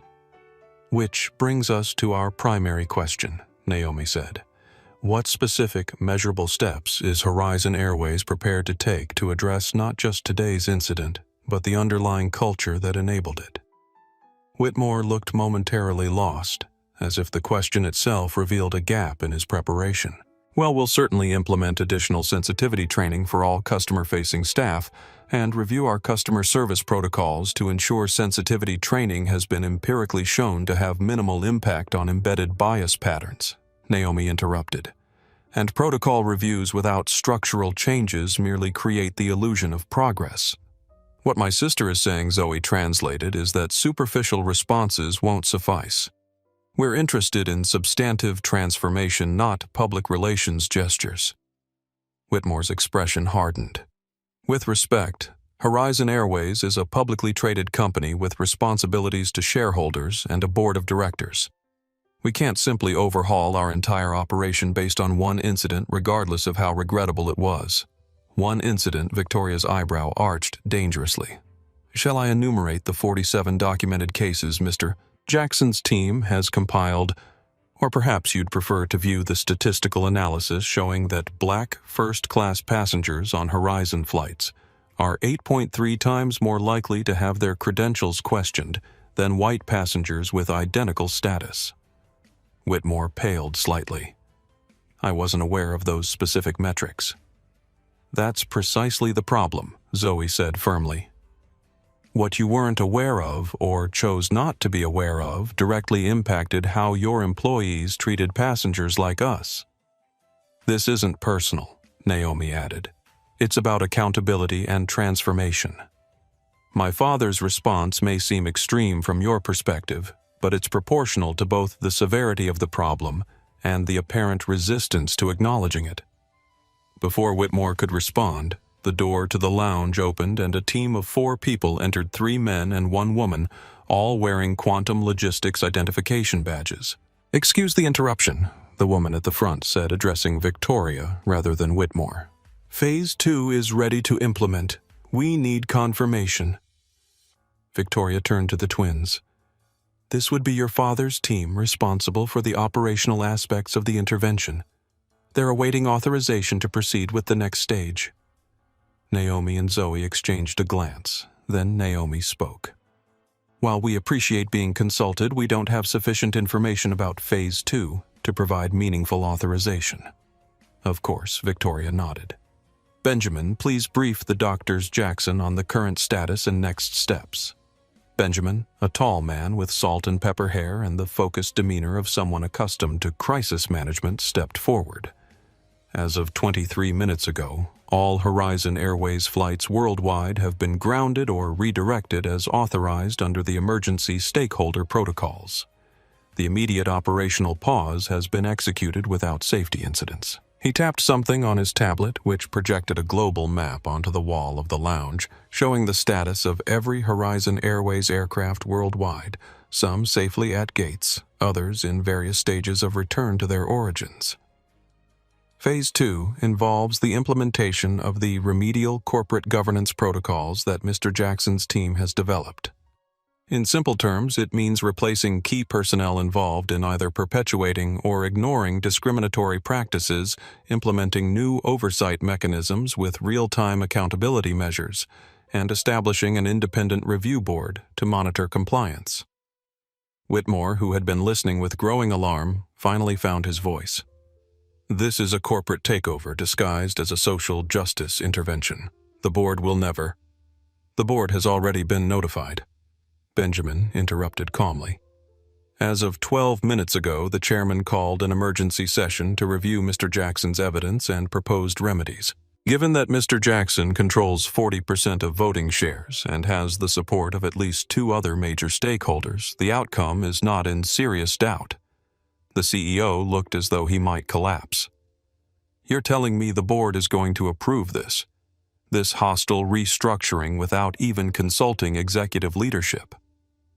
The evidence suggests that executive leadership has been part of the problem, Victoria pointed out, which makes consulting them about the solution somewhat counterproductive. Benjamin turned back to the twins. To be clear, your authorization isn't technically required for Phase 2 implementation. Mr. Jackson has already initiated the sequence. He simply wanted to ensure you were fully informed and had the opportunity to provide input before the most visible aspects begin. And what are those visible aspects? Zoe asked. A public announcement of the leadership changes, effective immediately, Benjamin explained, including Mr. Whitmore's replacement as CEO. All eyes turned to Whitmore, whose face had gone from red to ashen in seconds. This is outrageous, he sputtered. I've given 15 years to this company, 15 years during which discriminatory practices became normalized within your corporate culture, Naomi observed. That's not a defense, Mr. Whitmore. It's an indictment. Victoria stepped forward. Mr. Whitmore, a car is waiting to take you to corporate headquarters where you'll be briefed on the transition process and separation agreement. I suggest you go quietly and cooperatively. Mr. Jackson has been exceedingly generous regarding financial terms provided there's no public resistance. For a moment, it seemed the CEO might argue further, but the fight visibly drained from him as the reality of his situation sank in. With a stiff nod, he allowed himself to be escorted from the lounge by one of the Quantum team members. As the door closed behind them, Benjamin turned back to the twins. With your approval, we'll proceed with the public announcement. Mr. Jackson thought you might wish to be present, but left that decision entirely to your discretion. Naomi and Zoe shared another of their silent communications, a lifetime of twin connection, allowing complex ideas to pass between them with the barest of glances. We'll attend, Naomi decided, but we prefer not to speak. This should be about structural change, not personal vindication. Understood. Benjamin nodded. The press conference is scheduled for 30 minutes from now in Concourse B. We've arranged for a quiet space where you can refresh and prepare if you'd like. As they were led to a private airport suite, typically reserved for visiting dignitaries, Zoe's phone buzzed with a text from their father. Proud of you both. This was never about the seats. It was about the world your children will inherit. See you in Paris tomorrow. Phase 3 is already in motion. Love, Dad. Zoe showed the message to Naomi, who nodded thoughtfully. Phase 3, she murmured. He really did plan for every contingency. That's Alexander Jackson, Victoria commented with a small smile. Always 3 moves ahead. What none of them fully appreciated in that moment was just how comprehensive Alexander's vision truly was. Phase 3 would go far beyond addressing one airline's discriminatory practices. It would fundamentally reimagine what air travel could be when built on principles of dignity, inclusion, and excellence from the ground up. As news of the Horizon Airways reset spread across the globe, stock markets reacted, industry analysts scrambled to assess implications, and social media exploded with commentary ranging from enthusiastic support to skeptical criticism. But through it all, 2 brilliant women at the center of the storm remained exactly as they had been on Flight 792, composed, dignified, and unwavering in their conviction that what they were witnessing wasn't destruction, but necessary transformation. The press conference, when it came, was a masterclass in controlled messaging. Benjamin presented the facts without embellishment. Horizon Airways had failed to address persistent discriminatory practices. Alexander Jackson, as a major stakeholder, had exercised his rights to protect both the company's long-term interests and its ethical obligations, and a new leadership team was being installed, effective immediately, to guide the airline through a period of substantial restructuring. Throughout the presentation, Naomi and Zoe sat quietly in the background, their presence a powerful statement that required no verbal elaboration. When reporters inevitably asked about their experience on Flight 792, Benjamin redirected attention to the broader pattern their treatment represented, not an isolated incident, but a symptom of deeper institutional failings. "This isn't about 2 passengers being mistreated," he explained firmly. "It's about an airline that lost sight of its fundamental obligation to treat all passengers with dignity and respect." Today marks the beginning of Horizon Airways' journey to rebuild not just its operations, but its core values.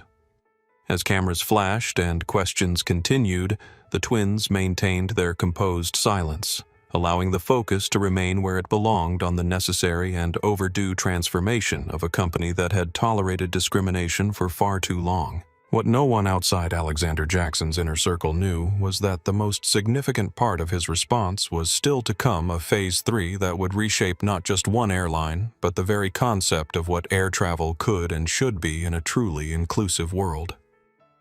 3 days after the events of Flight 792, the Jackson twins arrived in Paris via a private quantum logistics jet.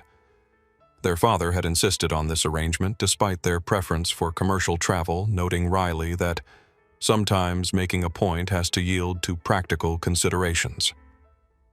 Alexander was waiting for them at Le Bourget Airport, his tall figure unmistakable even from a distance.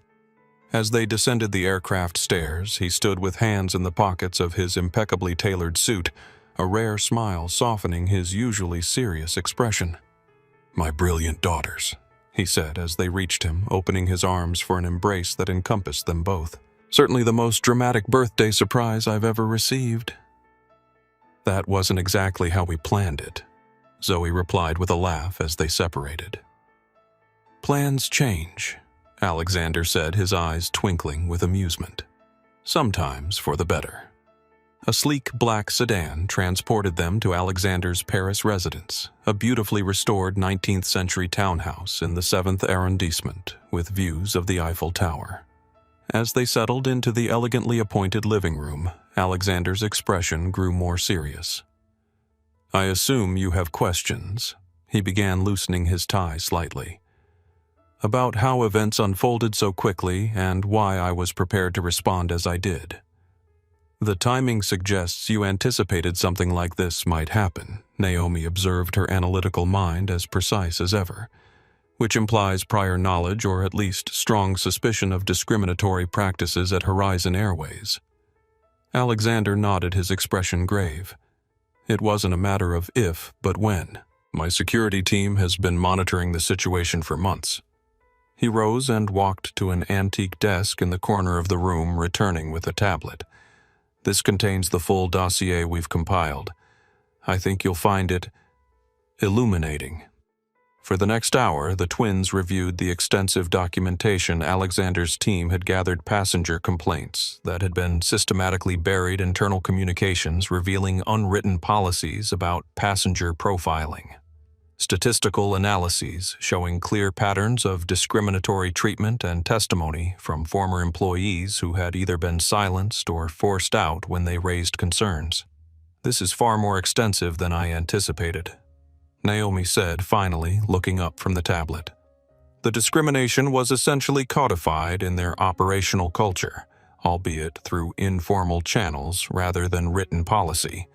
Precisely, Alexander confirmed. What you experienced on Flight 792 wasn't an anomaly. It was the system functioning as designed. Vanessa Miller wasn't a bad apple. She was a predictable product of a deeply flawed corporate culture. But why Horizon Airways specifically? Zoe asked, her mind making connections with characteristic quickness. You've never mentioned having concerns about them before, yet you acquired a substantial ownership stake. Was that specifically to position yourself for this intervention? Alexander's expression shifted to one of grudging admiration for his daughter's insight. Initially, no. My investment in Horizon was purely business. They had a strong route network, decent financials, and growth potential in emerging markets. But approximately 8 months ago, something caught my attention. He took a deep breath before continuing.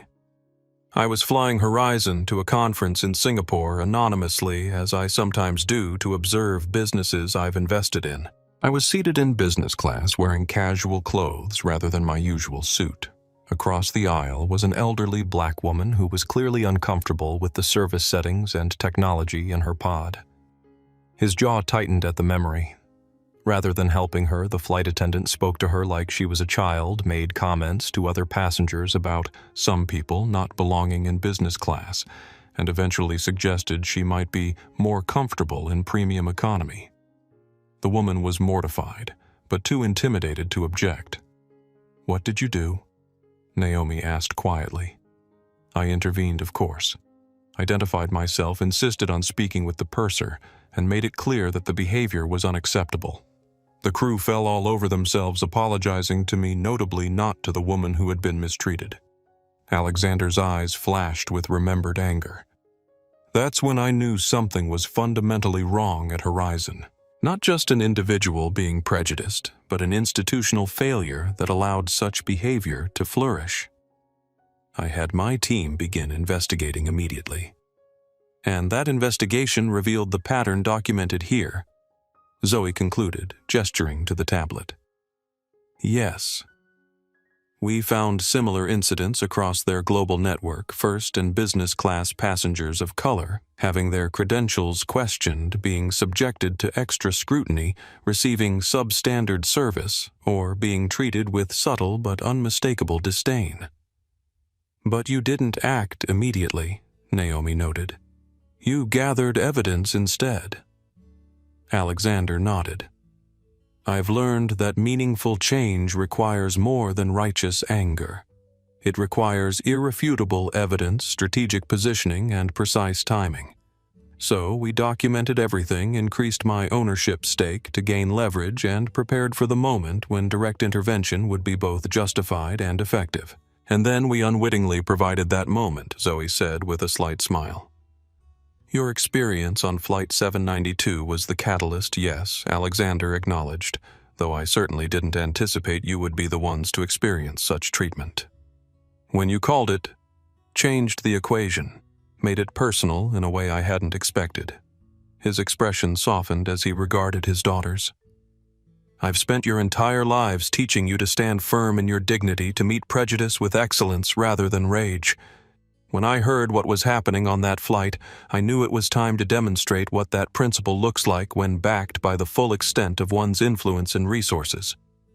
The response has been significant, Naomi observed with characteristic understatement. Alexander's smile returned, though now it held a hint of the strategic calculus that had made him one of the world's most successful businessmen. Phase 1 and 2 were merely the foundation. The real work begins with Phase 3. The twins exchanged glances. "You mentioned Phase 3 in your text," Zoe said. "What exactly does it entail?" Instead of answering directly, Alexander asked a question of his own. What would an airline look like if it were built from the ground up, with dignity, inclusivity, and excellence as its core principles rather than afterthoughts? "You're not just reforming Horizon Airways." Naomi realized, her eyes widening slightly.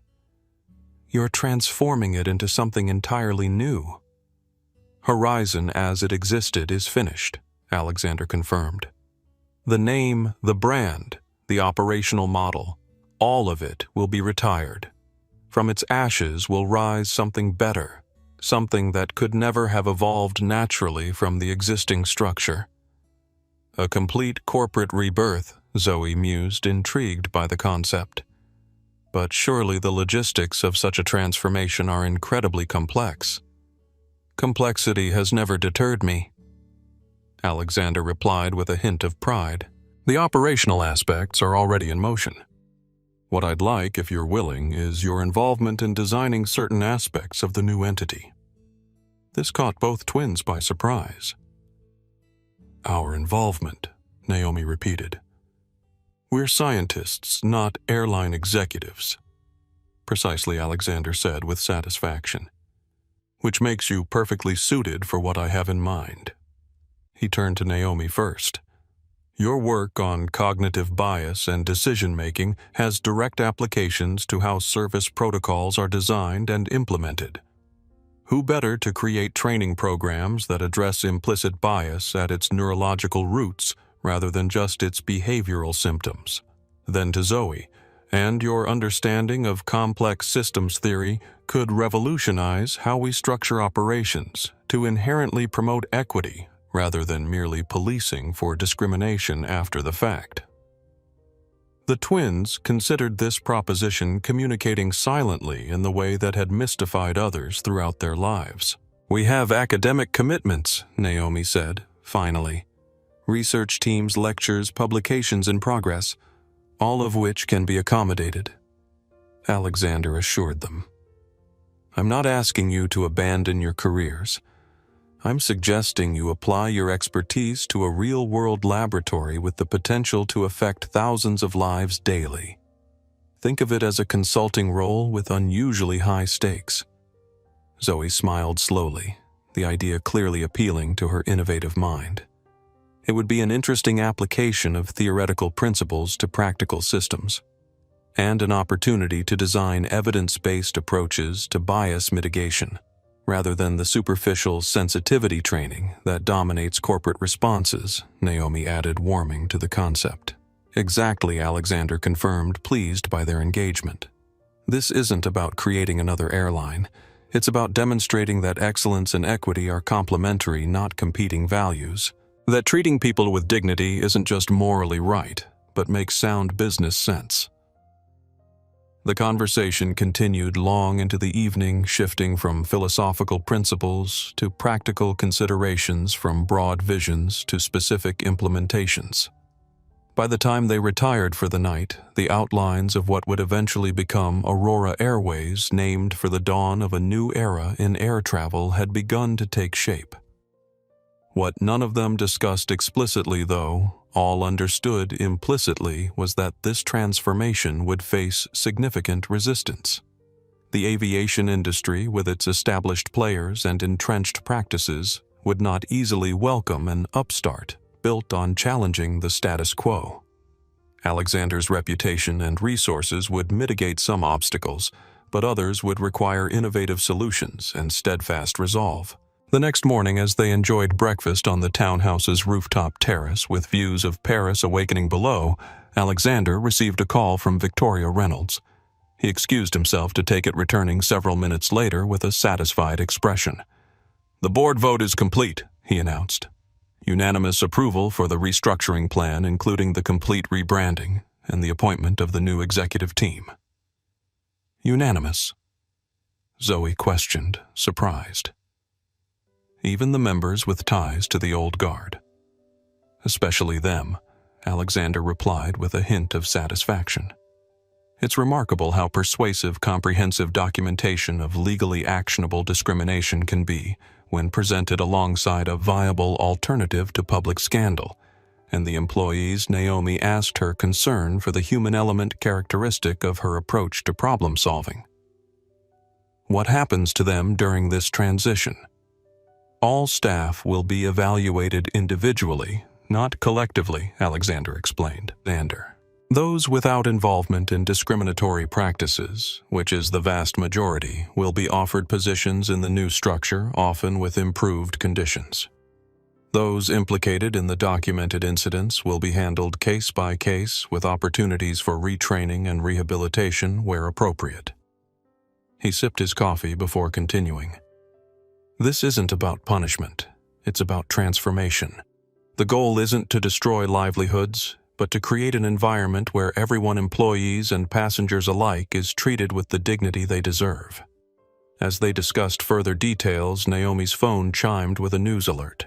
She glanced at it, then showed the screen to Zoe and Alexander. The headline read, "Horizon Airways CEO resigns amid discrimination scandal. Jackson family behind massive aviation shakeup." "It's begun," Alexander said simply. "The public phase of the transformation.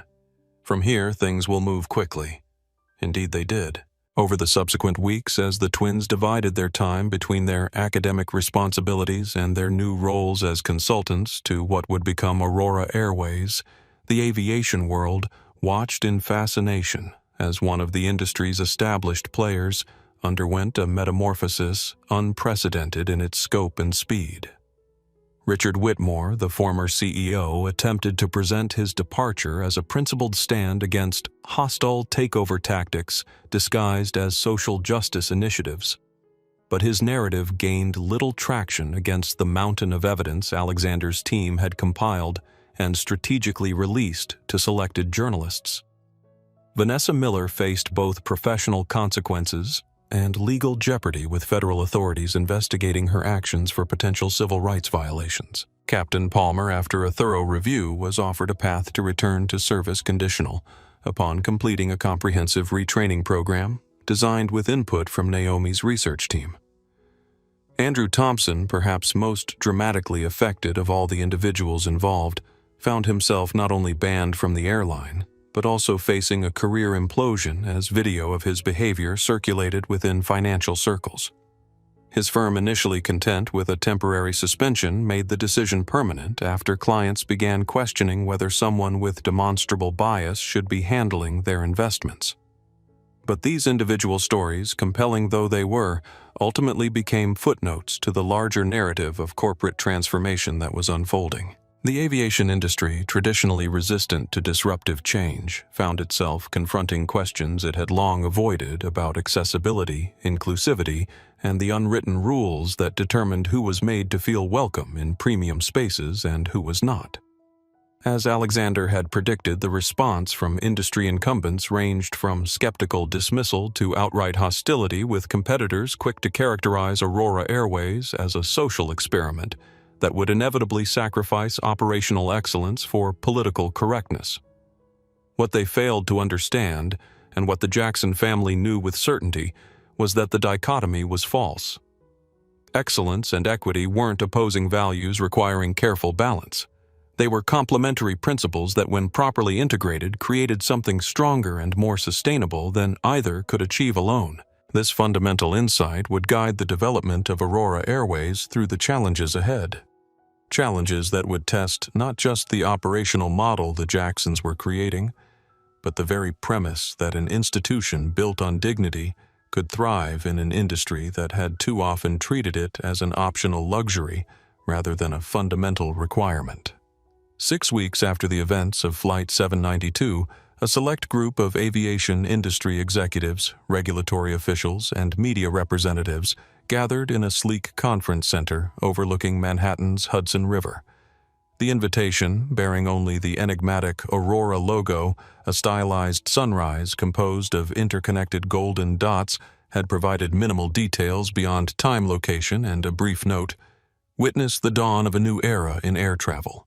Speculation had run rampant in industry circles. Some believed Alexander Jackson was launching an entirely new airline. Others suspected a technology platform designed to monitor discrimination across existing carriers. Still others thought it might be merely a PR exercise to capitalize on the Horizon Airways controversy that had dominated headlines for weeks. None had accurately predicted the full scope of what was about to be revealed. The lights dimmed precisely at 10:00 a.m., and Alexander Jackson stepped onto the stage impeccably dressed in a charcoal suit that managed to project both authority and accessibility. He stood silently for a moment, allowing the anticipation to build before speaking. "Good morning," he began, his deep voice carrying effortlessly through the hushed space. "Thank you for joining us for what I believe will be remembered as a pivotal moment in aviation history." He paused, his gaze sweeping across the assembled audience. 6 weeks ago, my daughters experienced discrimination aboard a Horizon Airways flight discrimination that proved to be not an isolated incident, but part of a pattern embedded in the company's operational culture. The response to that incident has been extensively documented in the press, so I won't rehash those details today. Behind him, a large screen illuminated with images from the aftermath news headlines, social media reactions, and brief video clips of the industry's tumultuous response. What hasn't been reported and what we're here to announce today is what comes next. Not just for one airline, but potentially for the industry as a whole.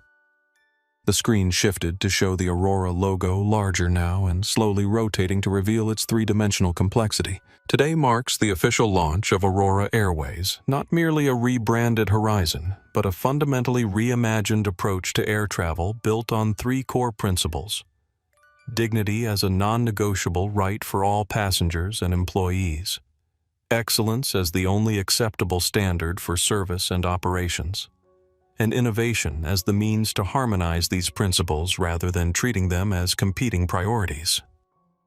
Alexander stepped aside as the screen behind him expanded to show a comprehensive visualization of Aurora's business model, operational structure, and service philosophy. For the next 20 minutes, he outlined a vision so ambitious it bordered on revolutionary, a complete rethinking of everything from crew training protocols to cabin design, from booking algorithms to customer service recovery procedures.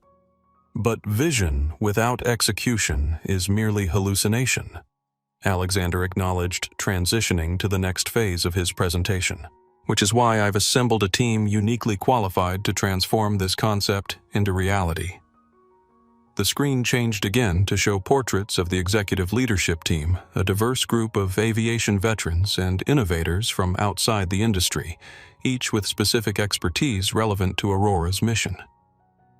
Leading this team as Chief Executive Officer, Alexander continued, is someone whose experience, integrity, and vision make her uniquely qualified to guide Aurora through its formative stages.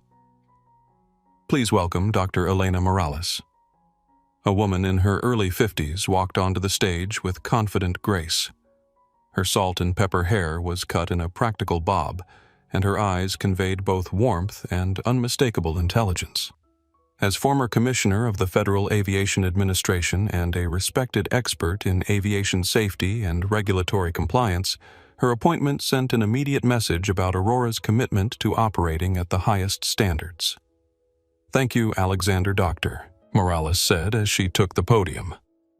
When Mr. Jackson approached me about leading Aurora Airways, my initial response was skepticism. The aviation industry is notoriously resistant to disruptive change, and the challenges of transforming an existing airline while simultaneously reimagining its fundamental approach seemed daunting at best, impossible at worst. She smiled slightly.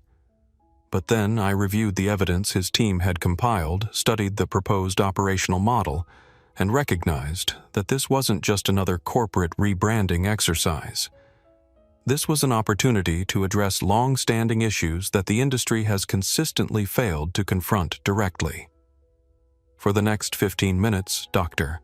Morales detailed the practical aspects of Aurora's launch plan: the phased reintroduction of routes, the comprehensive retraining program for retained staff, the technological infrastructure being developed to support the new service model and the rigorous metrics that would be used to measure success beyond traditional financial indicators. But perhaps the most innovative aspect of Aurora's approach, she continued, is the integration of scientific principles into our operational design. For that element of our transformation, I'd like to introduce two consultants who have been instrumental in developing key components of the Aurora model: Dr. Naomi Jackson and Dr. Zoe Jackson. The twins walked onto the stage together, their professional demeanor masking any nervousness they might have felt at addressing such a high-profile gathering. They were dressed in complementary outfits, Naomi in a tailored navy pantsuit, Zoe in a structured charcoal dress that subtly reinforced their individual identities while highlighting their connection. Naomi spoke first, her voice carrying the measured precision that characterized her academic presentations. My research focuses on cognitive bias and decision-making processes, specifically how our brains form and maintain bias patterns, and more importantly, how those patterns can be effectively modified rather than simply suppressed. She clicked to the next slide, which showed a visualization of neural pathways. Traditional sensitivity training fails because it addresses conscious attitudes while leaving underlying neural patterns intact. At Aurora, we've developed a training protocol that targets these foundational patterns through consistent behavioral reinforcement coupled with structural systems that prevent bias expression. Zoe picked up seamlessly where her sister left off. From a systems perspective, discrimination occurs not just because of individual bias, but because operational structures enable its expression. By applying principles from complex adaptive systems theory, we've designed Aurora's operational framework to inherently promote equity rather than merely attempting to police discrimination after it occurs. Together, they outlined the scientific foundation of Aurora's approach, a methodology grounded in empirical research rather than corporate platitudes or performative inclusion efforts. As they concluded their presentation and returned to their seats, the audience's reaction was mixed, some clearly intrigued by the innovative approach, others visibly skeptical of its practical application. Dr. Morales returned to the podium. I recognize that what we've presented today represents a significant departure from industry norms. Some of you are undoubtedly wondering whether an airline built on these principles can compete effectively in a market driven primarily by cost considerations and schedule convenience. She smiled confidently. That's the question we're most eager to answer. Aurora Airways will begin operations in exactly 1 month with an initial route network connecting 12 major global destinations. Every aspect of the passenger experience has been reimagined, from booking interface to baggage handling, from cabin service to complaint resolution. Alexander rejoined her on stage for the final portion of the presentation. Aurora isn't merely a response to a single incident of discrimination, he emphasized. It's a demonstration that excellence and equity are not competing values but complementary strengths. That treating all people with dignity isn't just morally right, but makes sound business sense. He paused, his expression intensifying. Some will dismiss this as idealism ill-suited to the practical realities of the airline industry. To them I say, watch what happens when passengers experience an environment designed to value them as individuals, rather than simply process them as inventory. Watch what happens when employees are empowered to provide exceptional service, rather than merely enforce rigid protocols. The presentation concluded with a timeline for Aurora's launch and an announcement that would prove especially significant in the weeks ahead. The airline would begin accepting reservations for its inaugural flights the following day, allowing the market to render its initial verdict on whether the concept had genuine appeal beyond industry insiders and social activists. As the attendees filed out of the conference center, some energized by the vision presented, others dismissive of its viability. None could have predicted how dramatically Aurora Airways would exceed even Alexander Jackson's ambitious expectations. The reservation system, designed to handle what Aurora's team projected, would be modest initial demand crashed within hours of going live as hundreds of thousands of potential passengers attempted to secure seats on the inaugural flights. When the system was restored and stabilized 24 hours later, the first month of flights had sold out entirely across all service classes. More revealing than the raw numbers was the demographic composition of these early bookings. Aurora had attracted not just socially conscious travelers making a values-based choice, but business travelers, luxury vacationers, and budget-conscious families, a cross-section that suggested the appeal of dignity as a core service principle transcended traditional market segmentation. Behind the scenes, the transformation of former Horizon Airways assets into Aurora's new operational infrastructure proceeded with the precision characteristic of Alexander Jackson's ventures. Aircraft were being reconfigured according to designs that eliminated the subtle hierarchies embedded in traditional cabin layouts while maintaining clear service differentiation. Crew members were undergoing the innovative training programs developed by Naomi's team, and operational systems were being rebuilt from the ground up based on Zoe's complex systems approach. Not every aspect of the transition proceeded smoothly. Former Horizon executives launched legal challenges to various elements of the restructuring. Industry incumbents whispered to investors about Aurora's supposed impracticality. Aviation analysts questioned whether an airline, distracted by social concerns, could maintain the operational discipline required for profitability. Through it all, the Jackson family and their assembled team maintained unwavering focus on executing the vision they had articulated. Alexander, drawing on decades of experience navigating corporate transformations, had anticipated most of the resistance they encountered and had prepared contingencies that frequently turned opposition into unexpected opportunities. When former Horizon executives filed a lawsuit challenging the reallocation of landing slots, Aurora's legal team countered with evidence that the previous allocation system had demonstrably favored routes serving predominantly white affluent communities, a revelation that prompted a broader regulatory review of slot assignment practices industry-wide. When competitors attempted to poach key personnel by spreading rumors about Aurora's financial stability, Alexander simply accelerated the employee ownership program that had been planned for later implementation, giving staff members equity stakes that aligned their interests directly with the airline's success. 8 weeks after the announcement, with Aurora's launch just days away, the twins met with their father at Quantum Logistics' New York headquarters to review final preparations. The conference room overlooking Central Park was filled with progress reports, design mock-ups, and real-time data feeds showing the status of various implementation teams. The crew training completion rate is at 94%. Naomi reported, reviewing the latest figures. The neurological assessment metrics are showing significant shifts in implicit bias patterns, particularly among staff retained from Horizon, and the operational systems integration is proceeding on schedule, Zoe added. The adaptive feedback loops we designed are already identifying and correcting potential points of service failure before they manifest. Alexander nodded with satisfaction. And advance bookings, exceeding projections by 310%, Zoe confirmed. More significantly, customer demographic data shows unprecedented diversity across all service classes. The real test begins when actual service commences. Naomi cautioned her scientific training, making her naturally resistant to premature conclusions. Conceptual support doesn't always translate to operational success. True, Alexander acknowledged, but we've built something that addresses a real need rather than merely creating artificial demand. That makes all the difference. He stood and walked to the window, looking out over the park as afternoon shadows lengthened across the greenery.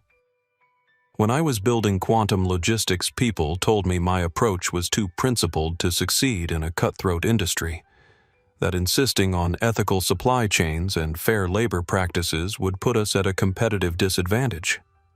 He turned back to face his daughters. They were wrong then, just as Aurora's skeptics are wrong now.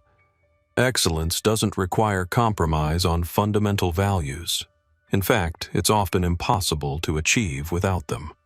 3 days later, Aurora Airways' first official flight from New York to London departed JFK International Airport.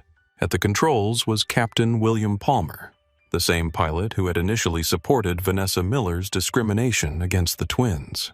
His presence was no accident but a deliberate choice, part of Aurora's commitment to rehabilitation rather than mere punishment. Palmer had completed the comprehensive retraining program designed by Naomi's team, confronting his own biases with sometimes painful honesty and emerging as one of the program's strongest advocates.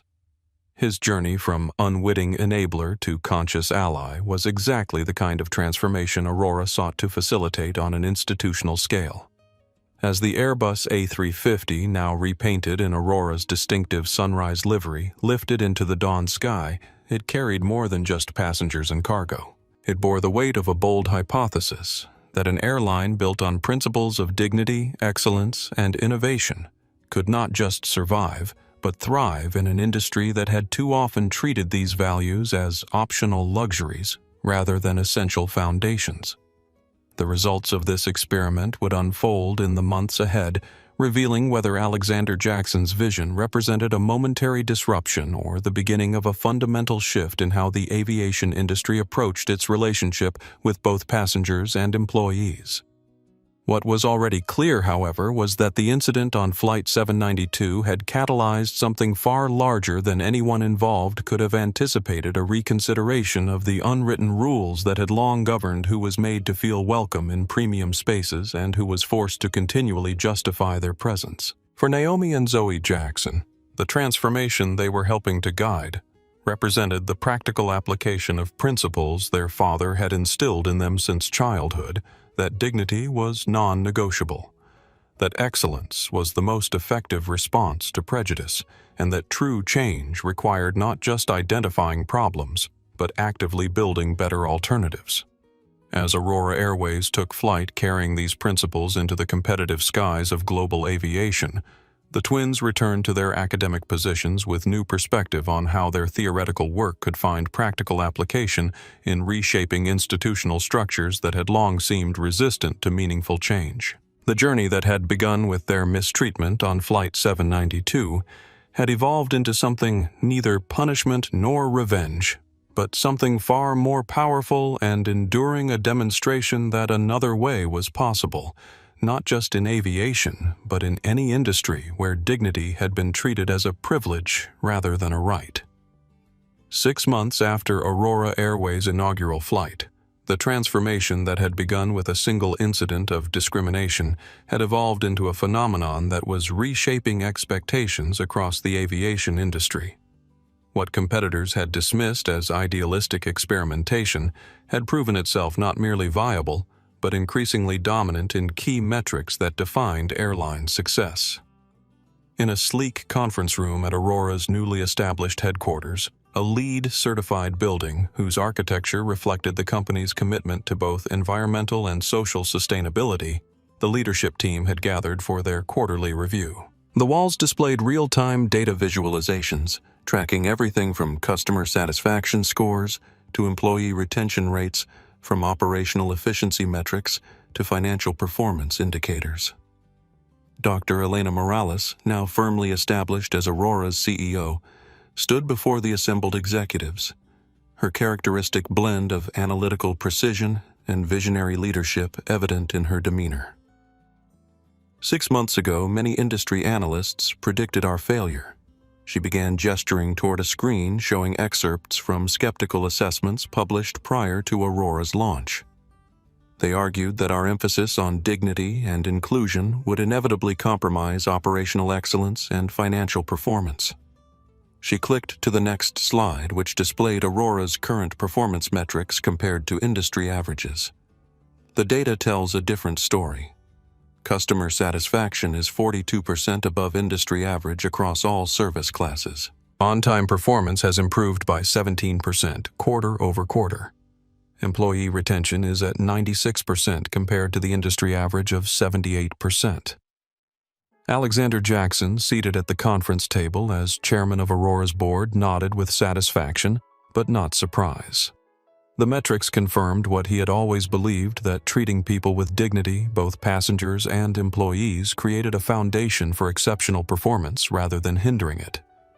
Most significantly, Dr. Morales continued, our financial performance has exceeded even our most optimistic projections. Revenue per available seat mile is 23% above forecast, while cost per available seat mile is 7% below budget. She clicked to a slide showing Aurora's market share growth across key routes. We're not just attracting passengers who make choices based on social values. We're gaining market share across all traditional customer segments, from budget travelers to premium business clients. The presentation continued with detailed breakdowns of various operational aspects, from the innovative cabin designs that had eliminated subtle status hierarchies while maintaining service differentiation to the transparent pricing model that had disrupted industry norms around fare structures and ancillary fees. Throughout the review, Naomi and Zoe Jackson, present as consulting advisors rather than operational executives, listened with professional interest. Their contributions to Aurora's transformation had been foundational, but both had maintained their primary academic careers while providing ongoing guidance to the implementation teams. When the formal presentation concluded and discussion opened, Naomi leaned forward slightly. The neural adaptation metrics from the crew training program are particularly encouraging, she noted. We're seeing sustained behavioral changes rather than the temporary compliance typical of traditional sensitivity training approaches, agreed Dr. Morales responded. The program your team designed has fundamentally altered how our staff approach service interactions. They're making decisions based on genuine respect rather than procedural compliance. Zoe added her perspective on the operational systems. The adaptive feedback mechanisms are functioning as intended. When service failures occur, as they inevitably will in any complex system, they're being identified and addressed before they can become embedded patterns. Alexander observed the discussion with quiet pride. 6 months earlier, skeptics had dismissed Aurora's approach as performative idealism ill-suited to the practical realities of the airline business. Now the same critics were scrambling to understand and potentially replicate elements of the model that had proven so unexpectedly successful. As the meeting progressed to discussions of expansion plans and strategic priorities, Alexander reflected on the journey that had brought them to this point. What had begun as a response to discrimination had evolved into a comprehensive reimagining of what air travel could be when built on fundamentally different assumptions about the relationship between dignity and excellence. The transformation hadn't been without challenges. The early months had seen operational hiccups as new systems were implemented and staff adjusted to radically different expectations. Industry incumbents had attempted to undermine Aurora through pricing strategies and targeted marketing campaigns. Former Horizon executives continued to criticize the restructuring in industry forums and financial media. Yet, Aurora had not merely survived these challenges, but thrived because of them, using each obstacle as an opportunity to demonstrate the robustness of its approach. When competitors slashed fares on overlapping routes, Aurora responded not with matching cuts, but with enhanced service value that justified its pricing.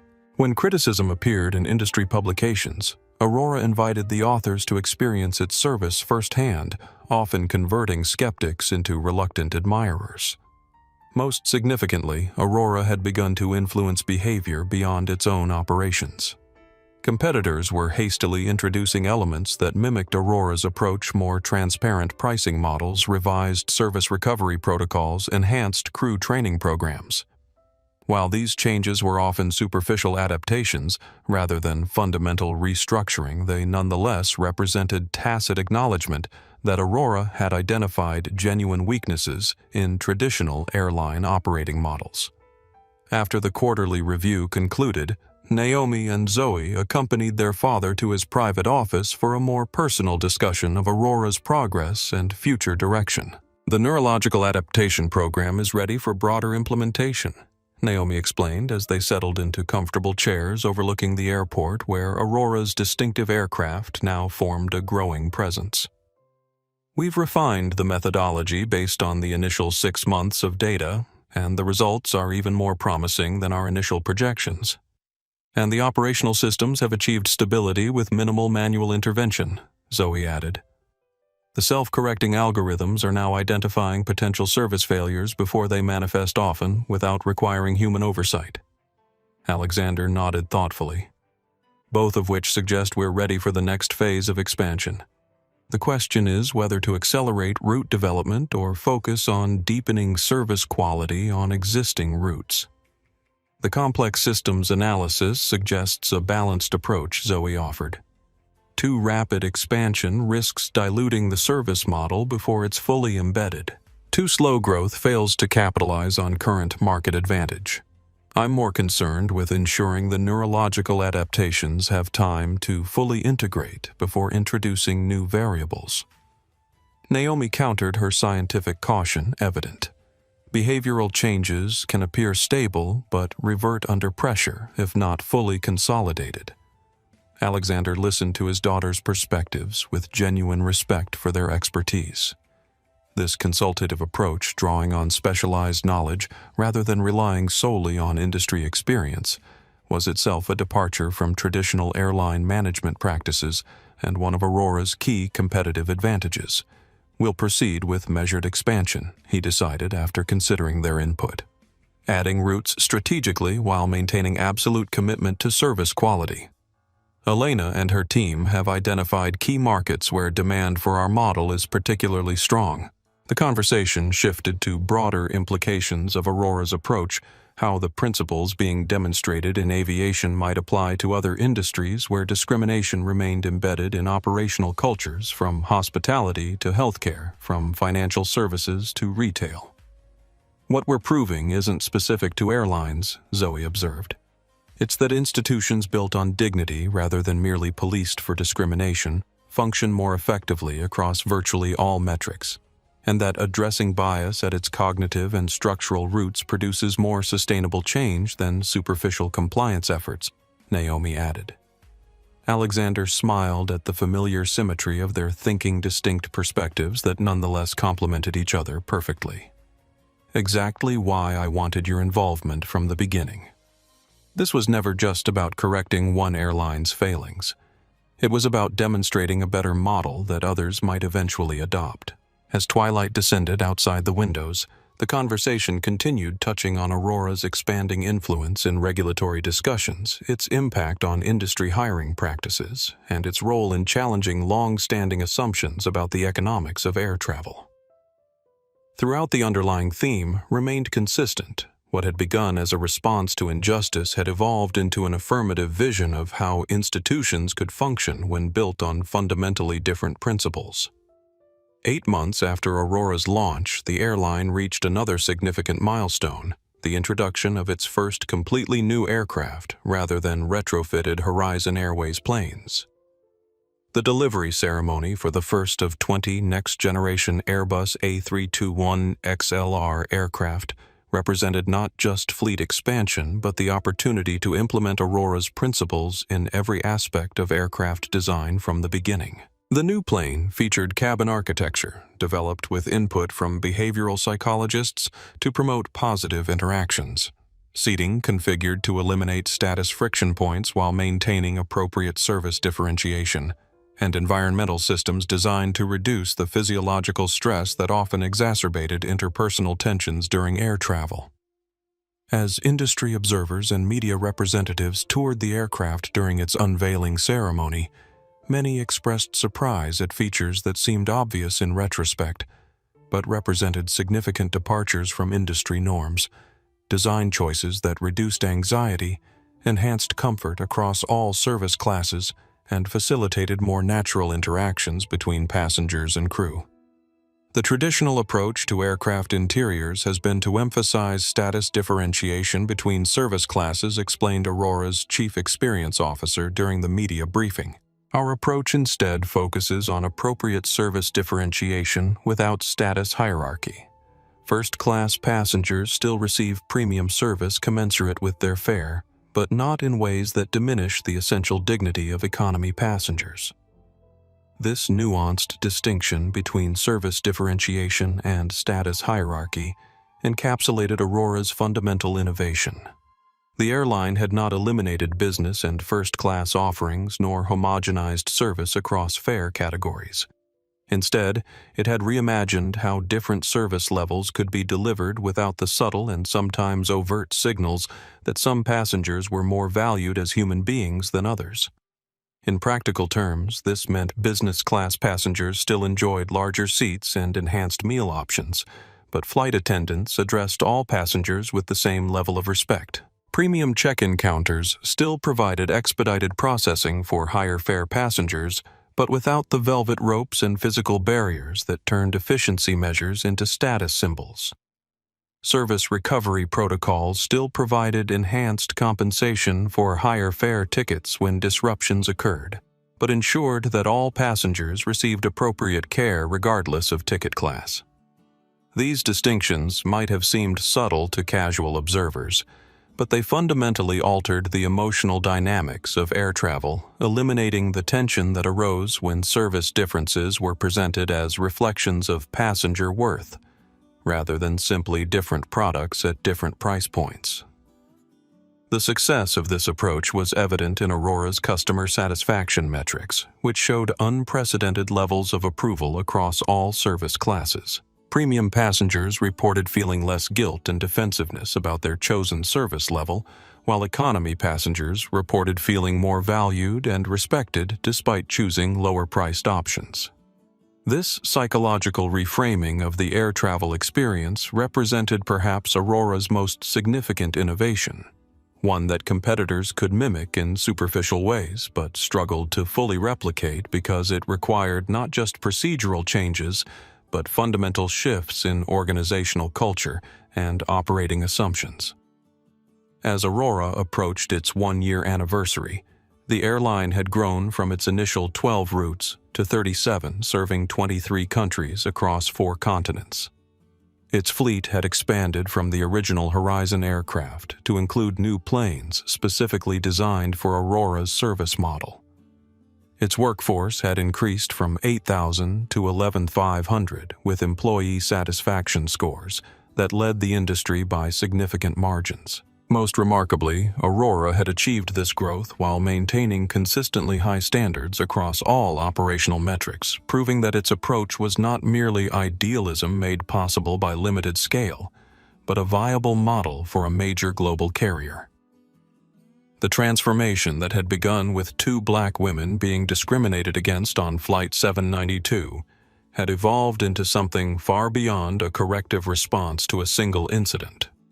Aurora Airways had become a living demonstration that excellence and equity were not competing values requiring careful balance, but complementary principles that, when properly integrated, created something stronger and more sustainable than either could achieve alone. This fundamental insight that treating people with dignity wasn't just morally right but made sound business sense was Aurora's most profound contribution to an industry that had too often assumed the opposite. And as the airline continued to expand its operations and influence, that contribution promised to reshape not just aviation, but potentially any industry where similar assumptions had gone unchallenged for too long. 1 year to the day after the incident on Flight 792, Naomi and Zoe Jackson found themselves once again at JFK International Airport, preparing to board a flight to Paris. The symmetry was not coincidental. Aurora Airways had deliberately scheduled its inaugural transatlantic flight from New York to Paris to coincide with this anniversary, and Alexander had arranged for his daughters to be passengers on this symbolic journey. The differences between this experience and their previous attempt were immediately apparent. The Aurora Airways terminal space bore little resemblance to the Horizon facility it had replaced. Gone were the velvet ropes and physical barriers that had once separated different classes of passengers. Instead, the check-in area featured a unified design with dedicated lanes for different service levels distinguished by clear signage rather than exclusionary architecture. The staff, diverse in every meaningful demographic dimension, wore uniforms designed for practical elegance rather than to reinforce hierarchical distinctions. Their training under Naomi's neurological adaptation program was evident in interactions that displayed genuine respect regardless of passengers' ticket class or appearance. Most striking was the atmosphere calm, efficient, and notably devoid of the status anxiety that typically permeated premium travel spaces. Passengers moved through the terminal with the relaxed confidence of people who understood exactly what to expect and trusted the system to deliver it without arbitrary exceptions or subjective judgments. As the twins approached the Aurora Lounge, open to premium ticket holders and frequent flyers, but designed without the ostentatious exclusivity that characterized traditional first-class lounges, they were greeted by name by the attendant, a young black woman whose professional warmth carried no hint of the defensive formality often adopted by minority staff in luxury settings.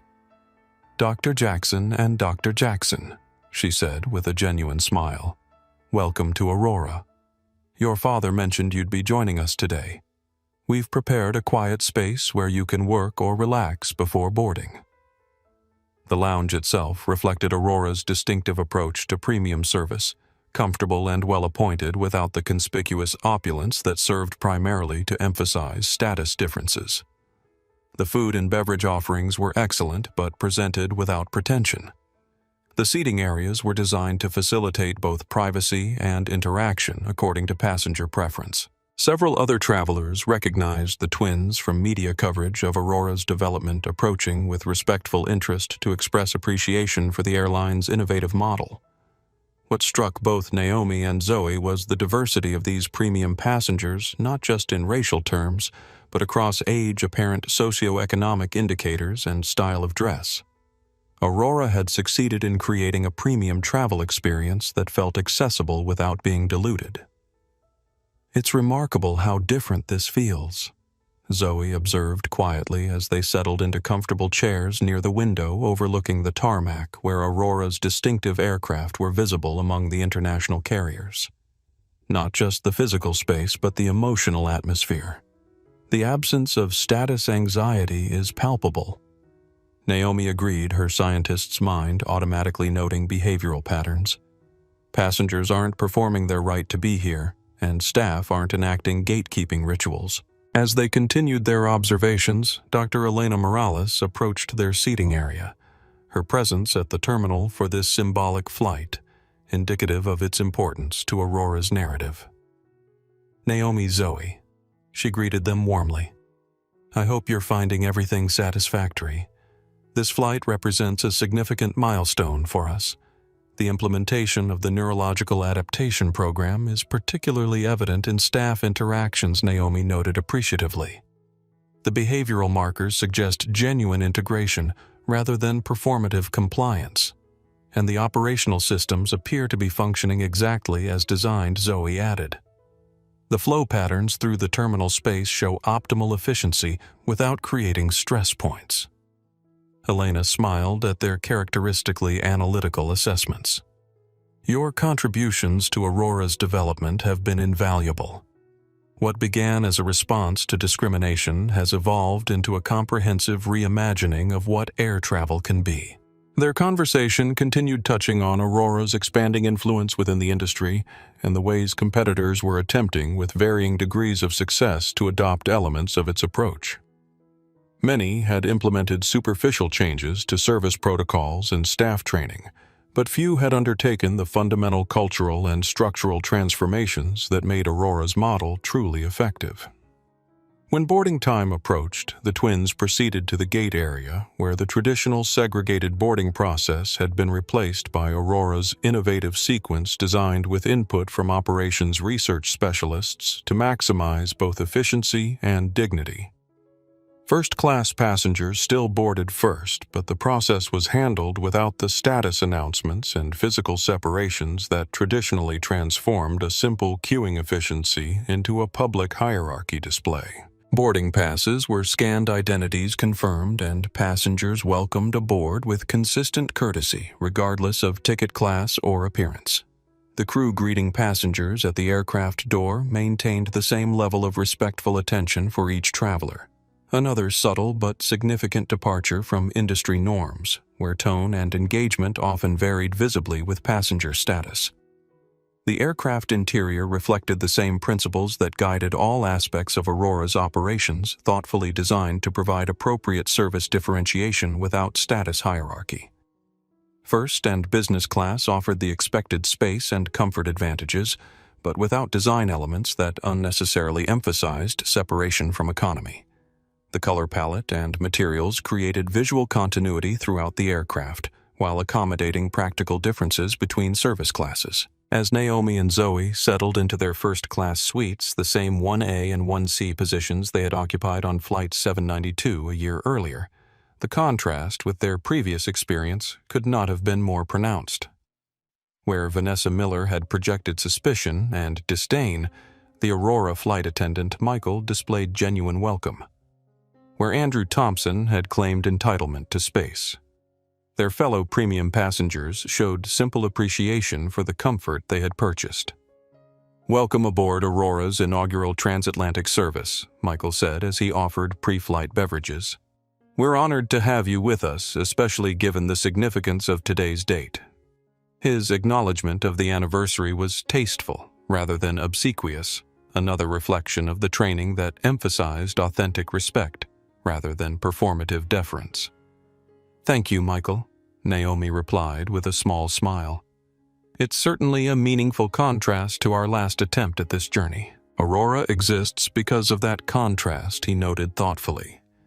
"Many of us came from traditional carriers where we were trained to enforce unwritten rules about who belonged in premium cabins. The liberation of serving without that burden is difficult to overstate." This candid observation highlighted another of Aurora's innovations, creating space for staff to engage authentically rather than through rigidly scripted interactions. The airline's approach recognized that genuine respect couldn't be reduced to standardized phrases or procedural compliance, but required empowering employees to connect as humans within appropriate professional boundaries. As the aircraft prepared for departure, Captain Sarah Chen's voice came over the intercom, another deliberate choice for this symbolic flight. Captain Chen had been first officer on Flight 792, but had objected to Captain Palmer's handling of the situation, though her concerns had been dismissed at the time. Her selection to command Aurora's inaugural transatlantic service represented the airline's commitment to recognizing and elevating staff who demonstrated alignment with its core values. "Ladies and gentlemen, welcome aboard Aurora Airways Flight 1000 to Paris." She began, her voice warm but authoritative. "Today marks not just our first transatlantic service, but the one-year anniversary of events that catalyzed Aurora's creation. We're especially honored to have Dr. Naomi and Dr. Zoe Jackson with us today, whose experience and expertise have helped shape the airline you're experiencing." This acknowledgement, straightforward rather than excessive, was followed by the standard safety information delivered with the clarity and respect that characterized all of Aurora's passenger communications. As the aircraft lifted into the clear blue sky above New York, Naomi and Zoe shared a glance that contained volumes of shared understanding. What had begun as discrimination had evolved into transformation. What had been intended to exclude had instead created something more inclusive. What had been an assertion of status hierarchy had instead produced a model that challenged such hierarchies while still delivering exceptional service. The journey to Paris proceeded with the operational excellence that had already become Aurora's hallmark. Meals were served with attention to detail that reflected genuine care rather than performed exclusivity. Service interactions were characterized by authentic engagement rather than ritualized deference. The overall experience was one of thoughtful consideration for passenger needs across all service classes. Most striking to the twins, as scientists accustomed to observation, was the different emotional atmosphere compared to traditional premium cabins. The subtle tension that typically permeated such spaces, the constant small assertions of status, the defensive postures of those who felt their belonging might be questioned was notably absent. In its place was a calm assurance that everyone present would be treated with basic dignity regardless of appearance attire or familiarity with premium travel norms. This transformation of the emotional landscape of air travel represented perhaps Aurora's most significant achievement, one that competitors could mimic in superficial ways, but struggled to fully replicate because it required not just procedural changes, but fundamental shifts in organizational culture and operating assumptions. As the flight progressed, Naomi and Zoe each reflected on the journey that had brought them to this moment, not just the physical journey from New York to Paris, but the larger path from discrimination on Flight 792 to the creation of an airline that was redefining expectations across the industry. Their scientific training had taught them to remain skeptical of easy narratives and premature conclusions.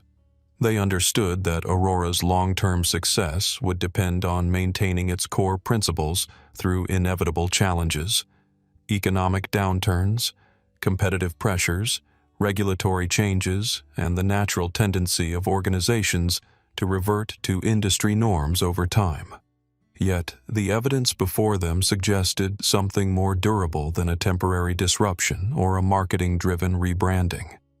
Aurora had built its operational model on principles that produced measurably better outcomes across virtually all relevant metrics, from customer satisfaction to staff retention, from operational efficiency to financial performance. The airline had demonstrated that treating people with dignity wasn't just morally right, but made sound business sense, challenging the assumption that successful air travel businesses required different treatment based on ticket price to extend beyond service level to basic respect. This insight that excellence and equity were complementary rather than competing values had implications far beyond aviation. It suggested a path forward for any industry where similar assumptions had gone unchallenged for too long, from hospitality to healthcare, from financial services to retail. As Aurora Flight 1000 approached Paris, Charles de Gaulle Airport, after an uneventful crossing of the Atlantic, Captain Chen's voice came over the intercom once more. "Ladies and gentlemen, we're beginning our initial descent into Paris. On behalf of the entire Aurora team, I want to thank you for joining us on this historic inaugural flight. What you've experienced today represents our vision for the future of air travel, one where exceptional service is delivered with unwavering respect for the dignity of all passengers and staff." The aircraft touched down smoothly on French soil, completing the journey that had been interrupted a year earlier under such different circumstances. As the twins prepared to disembark, Michael approached with a discreet envelope.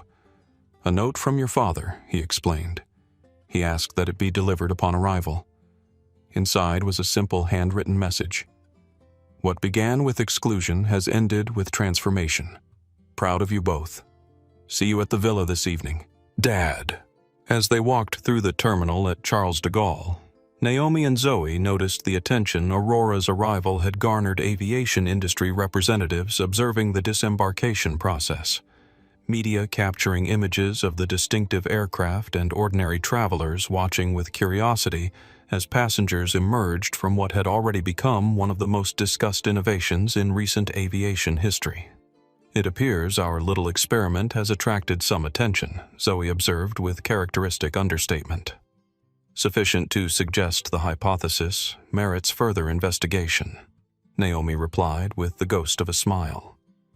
Together, they continued toward the exit, leaving behind the aircraft that had brought them safely across the ocean, but carrying with them the knowledge that what they had helped create extended far beyond physical transportation. Aurora Airways had become a demonstration of possibility proof that institutions could be built on foundations of dignity without sacrificing excellence, and that in doing so they might discover previously unrecognized potential for both. The journey that had begun with discrimination had culminated not in retribution, but in transformation, not in tearing down, but in building something better. And in that transformation lay a model with implications that extended far beyond one airline, one industry, or even one moment in time.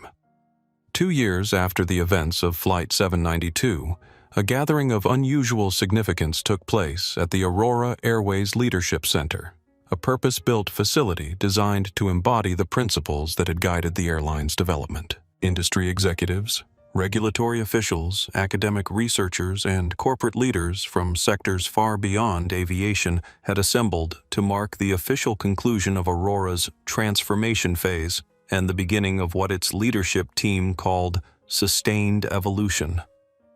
The auditorium hummed with anticipation as Alexander Jackson took the stage, his commanding presence drawing the room to attention without need for formal announcement. At 67, he carried the dignity of a man whose vision had been vindicated not just by commercial success, but by fundamental change in an industry that had resisted such change for decades. 2 years ago, he began his deep voice, carrying effortlessly through the space my daughters experienced discrimination aboard a flight that never reached its destination. Today we gather to mark not just Aurora Airways' remarkable success in the marketplace, but its more profound impact on how we think about the relationship between dignity and excellence in institutional settings. Behind him, screens displayed key metrics from Aurora's first 2 years of operation customer satisfaction scores that led the industry by unprecedented margins, employee retention rates that defied sector norms, operational reliability that set new standards, and financial performance that had silenced early skeptics who insisted that principles and profit were inherently at odds. What began as a response to injustice has evolved into an affirmative demonstration of possibility.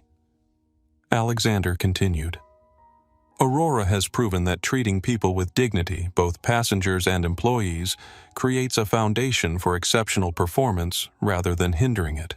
That excellence and equity are not competing values requiring careful balance but complementary principles that, when properly integrated, produce something stronger and more sustainable than either can achieve alone. He gestured toward the audience where Naomi and Zoe sat in the front row. The scientific insights my daughters brought to Aurora's development were essential to its success. Their understanding of cognitive bias patterns and complex adaptive systems helped us move beyond superficial solutions to address root causes of discriminatory behavior. The twins acknowledged the reference with characteristic reserve, their professional accomplishments having long since eclipsed their role as catalysts for Aurora's creation. Naomi had recently been appointed to lead a major research initiative examining institutional bias in healthcare delivery systems, while Zoe had received the prestigious Dirac Medal for her groundbreaking work in applying quantum field theory principles to social system dynamics. But today is about more than acknowledging past achievements. Alexander continued his tone, shifting toward the future focus that had defined his career. It's about recognizing Aurora's potential as a model for institutional transformation far beyond aviation.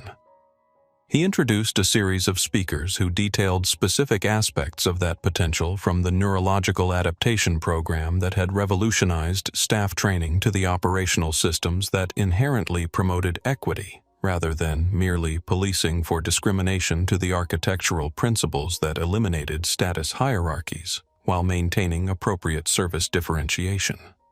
Dr. Elena Morales, now recognized as one of the most innovative executives in global aviation, presented data showing how Aurora's approach had begun to influence practices across the industry.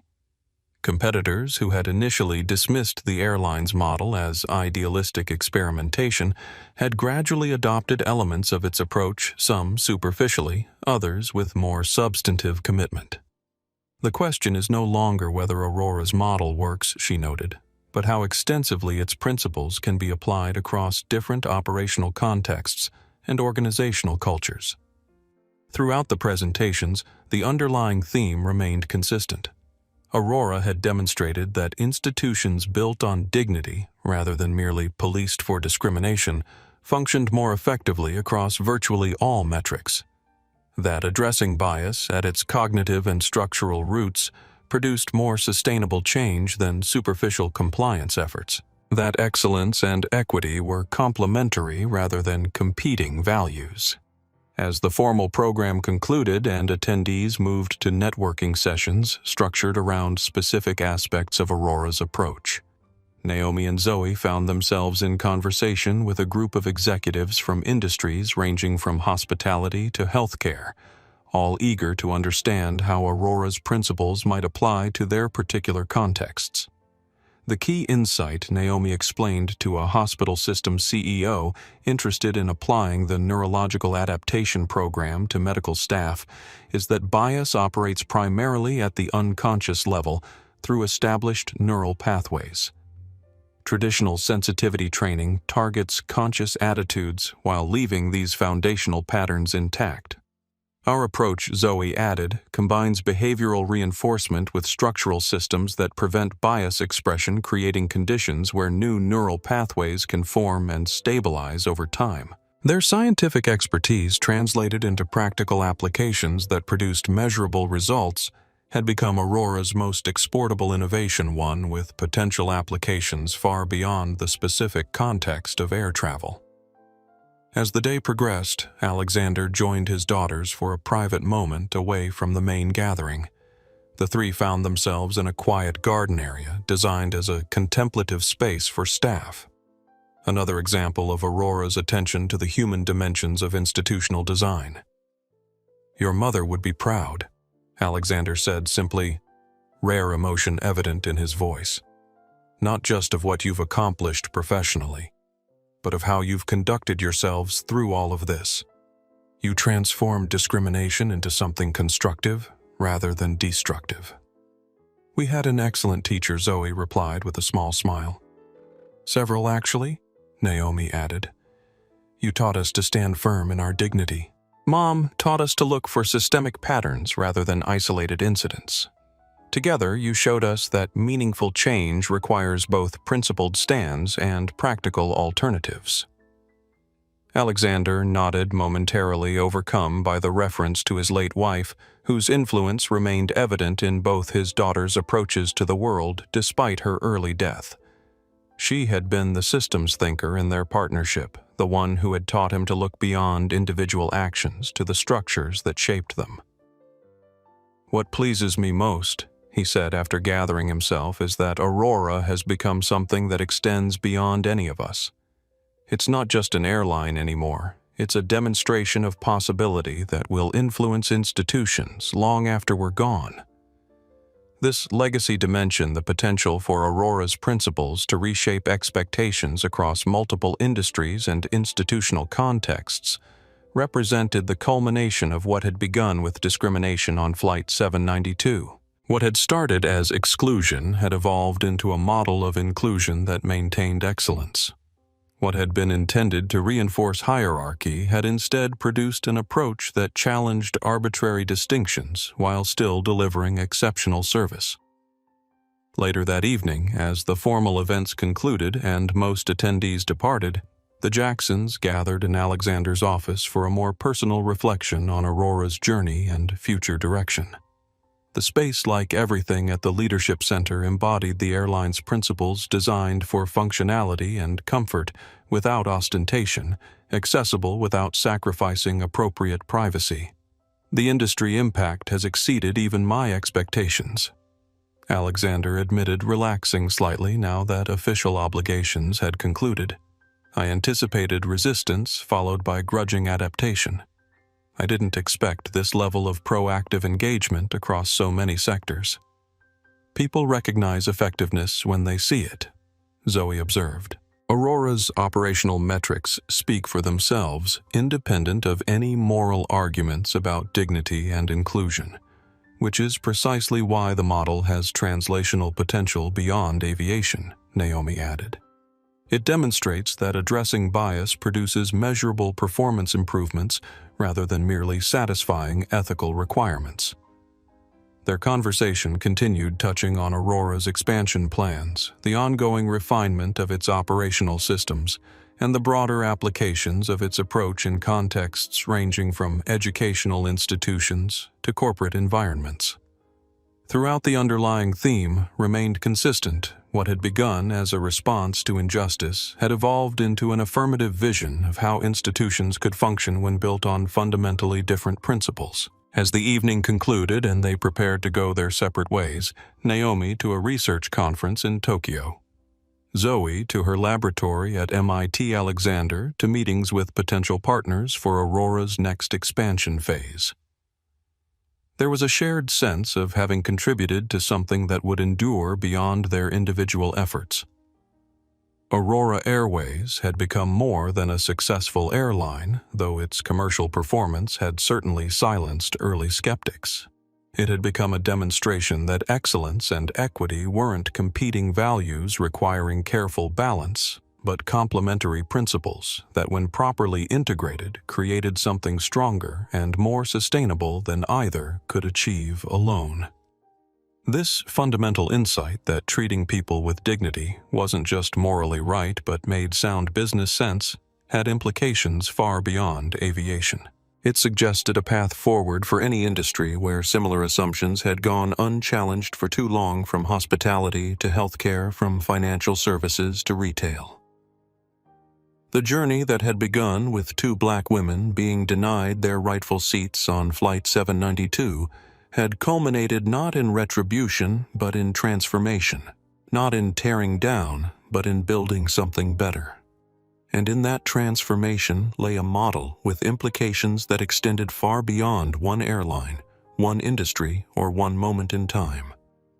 As they said their goodbyes, Alexander embraced each daughter in turn, his pride evident, not just in Aurora's success, but in the women they had become: scientists and thought leaders who had applied their considerable intellects to real-world problems with measurable impact.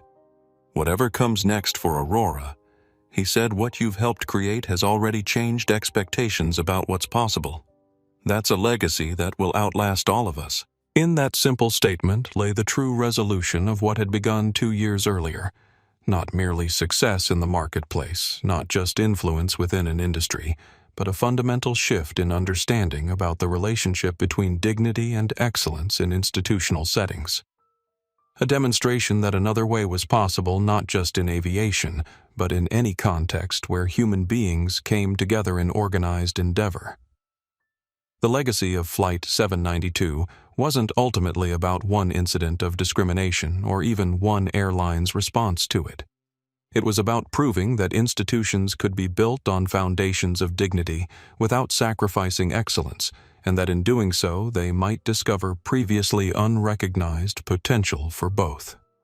On a bright spring morning 3 years after the events of Flight 792, Vanessa Miller stood in the departure terminal at Denver International Airport, her hands clutching a worn leather purse as she watched passengers stream toward their gates. 3 years had transformed her, not just externally with deeper lines around her eyes and silver now prominent in her once blonde hair, but more fundamentally in how she perceived the world around her.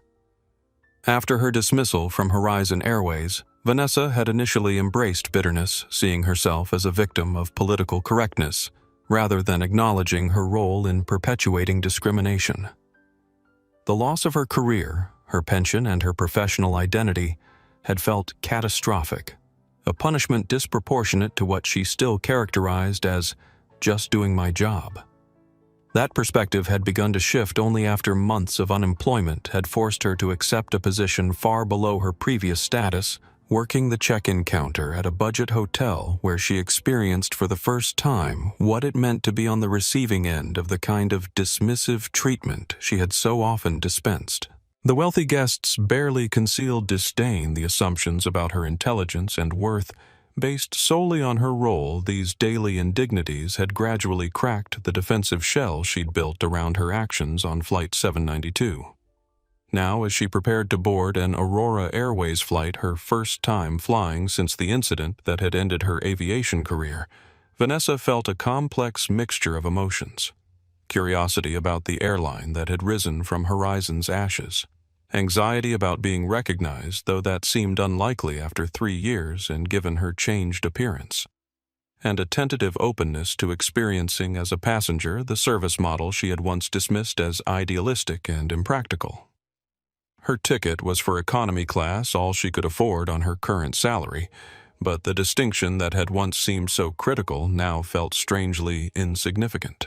As she moved through Aurora's check-in process, she was struck by the absence of the status anxiety that had permeated her former workplace. Passengers of all backgrounds moved through the terminal, with the relaxed confidence of people who trusted they would be treated with basic dignity regardless of appearance or ticket class. The staff, diverse in every meaningful demographic dimension, engaged with each traveler with consistent respect, efficient but never dismissive, helpful but never condescending. Watching their interactions, Vanessa recognized patterns she had once been blind to. The subtle ways traditional airline service had reinforced hierarchy through tone, attention, and body language. As she finally boarded the aircraft, a new generation model featuring Aurora's distinctive cabin architecture, Vanessa was greeted by a flight attendant whose genuine welcome carried none of the status assessment she herself had once automatically performed. "Good morning," the young man said with a smile that reached his eyes. "Welcome aboard Aurora Flight 372 to Chicago. Can I help you find your seat, 27C? Vanessa replied, her voice carrying a hint of the nervousness she felt being back in an aircraft cabin after so long. "Right this way," he responded, gesturing down the aisle with the same courteous attention he had shown the business class passengers who had boarded before her. As Vanessa settled into her economy seat, comfortable within the constraints of the class, designed with attention to ergonomics rather than just space efficiency, she found herself reflecting on how differently she might have handled that day on Flight 792 if she had understood then what seemed so obvious now that dignity wasn't a limited resource to be allocated based on ticket price. That respect cost nothing but created immeasurable value. The irony wasn't lost on her that Aurora Airways, born from the incident that had ended her career, had created a model that made flying better not just for passengers like the Jackson twins, but for everyone, including economy travelers like herself. The airline had demonstrated that excellence and equity weren't competing values, but complementary principles that, when properly integrated, created something stronger and more sustainable than either could achieve alone. As the aircraft pushed back from the gate, Vanessa noticed a young black girl, perhaps 10 or 11 years old, being escorted by a flight attendant from economy toward the front of the plane. For a moment, old patterns of thought surfaced, assumptions about who belonged, where judgments about propriety and protocol. Then she saw the flight attendant kneel to the child's eye level, explaining something with genuine engagement rather than condescension. The girl nodded excitedly before disappearing into the first-class cabin, presumably to visit the cockpit or participate in some educational program Aurora was known for implementing. What struck Vanessa wasn't just that such a move would have been unthinkable in her former airline's rigid hierarchy. It was the complete absence of the status performance that would have accompanied it. No announcements reinforcing the child's exceptional treatment. No boundaries emphasized through the temporary crossing of them, just a natural interaction based on educational value rather than exclusivity maintenance. In that small moment, Vanessa glimpsed the full measure of what Aurora had accomplished, not just a more equitable approach to air travel, but a fundamental reimagining of what institutional spaces could feel like when designed to enhance dignity rather than allocate it selectively. As the aircraft lifted into the clear blue sky above Denver, Vanessa Miller felt something unexpected. Not resentment for what she had lost, but a quiet recognition of the validity in Aurora's approach. The airline had proven in practice what had once seemed merely theoretical, that treating people with dignity wasn't just morally right, but made sound operational sense. That recognition didn't erase the consequences of her actions or instantly transform her perspective. Change rarely worked that way, as Aurora's own methodologies acknowledged. But it marked a significant shift in how she understood both her past behavior and the possibility of different institutional models going forward. Meanwhile, across the country at Harvard's Center for Cognitive Neuroscience, Dr. Naomi Jackson was presenting the latest findings from her research on institutional bias patterns to a packed auditorium. The data from Aurora Airways featured prominently in her analysis, providing real-world validation of theoretical approaches to bias mitigation at organizational scales. What Aurora has demonstrated, she explained to the assembled researchers and corporate representatives, is that addressing bias at its cognitive and structural roots produces more sustainable change than superficial compliance efforts. The neurological adaptation program we implemented shows statistically significant modifications to implicit bias measures that have remained stable over the 3-year study period. Simultaneously, at MIT's Quantum Systems Laboratory, Dr. Zoe Jackson was discussing with her research team the broader applications of the complex adaptive systems approach they had pioneered at Aurora. The principles they had applied to airline operations had shown translational potential across multiple institutional contexts, from healthcare delivery systems to educational environments. The key insight Zoe emphasized to her colleagues is that bias-resistant systems can be designed proactively rather than merely remediated reactively. Aurora provided the experimental validation, but the underlying mathematical models have much broader applicability. And at Aurora Airways' global headquarters, Alexander Jackson was meeting with representatives from an international hospitality group interested in applying Aurora's principles to their own operations. At 68, he remained actively engaged in expanding the impact of what had begun as a response to his daughter's treatment, but had evolved into a comprehensive reimagining of institutional design across multiple sectors. What we've created isn't just an airline, he explained to the hospitality executives. It's a demonstration that another way is possible, that institutions can be built on foundations of dignity without sacrificing excellence, and that in doing so they might discover previously unrecognized potential for both. These parallel scenes Vanessa experiencing as a passenger, the service model whose validity she had once dismissed Naomi and Zoe, extending the scientific principles that had shaped Aurora's development, and Alexander guiding the broader application of its approach beyond aviation, represented the multifaceted legacy of what had begun 3 years earlier on Flight 792. What had started with discrimination had culminated in transformation. What had been intended to exclude had instead created something more inclusive. What had been an assertion of status hierarchy had instead produced a model that challenged such hierarchies while still delivering exceptional service. The journey that had begun with 2 black women being denied their rightful seats had evolved into something far more significant, a demonstration that dignity and excellence weren't competing values requiring careful balance, but complementary principles that, when properly integrated, created institutions stronger and more sustainable than traditional models had ever achieved. In that demonstration lay hope not just for more equitable air travel, but for more humane institutional spaces across all sectors where human beings came together in organized endeavor. The legacy of Flight 792 and the response it catalyzed would continue to shape expectations and possibilities long after the specific incidents that had triggered it faded from memory. And in that ongoing influence lay perhaps the most meaningful resolution of all, not retribution for past wrongs, but transformation that prevented future ones.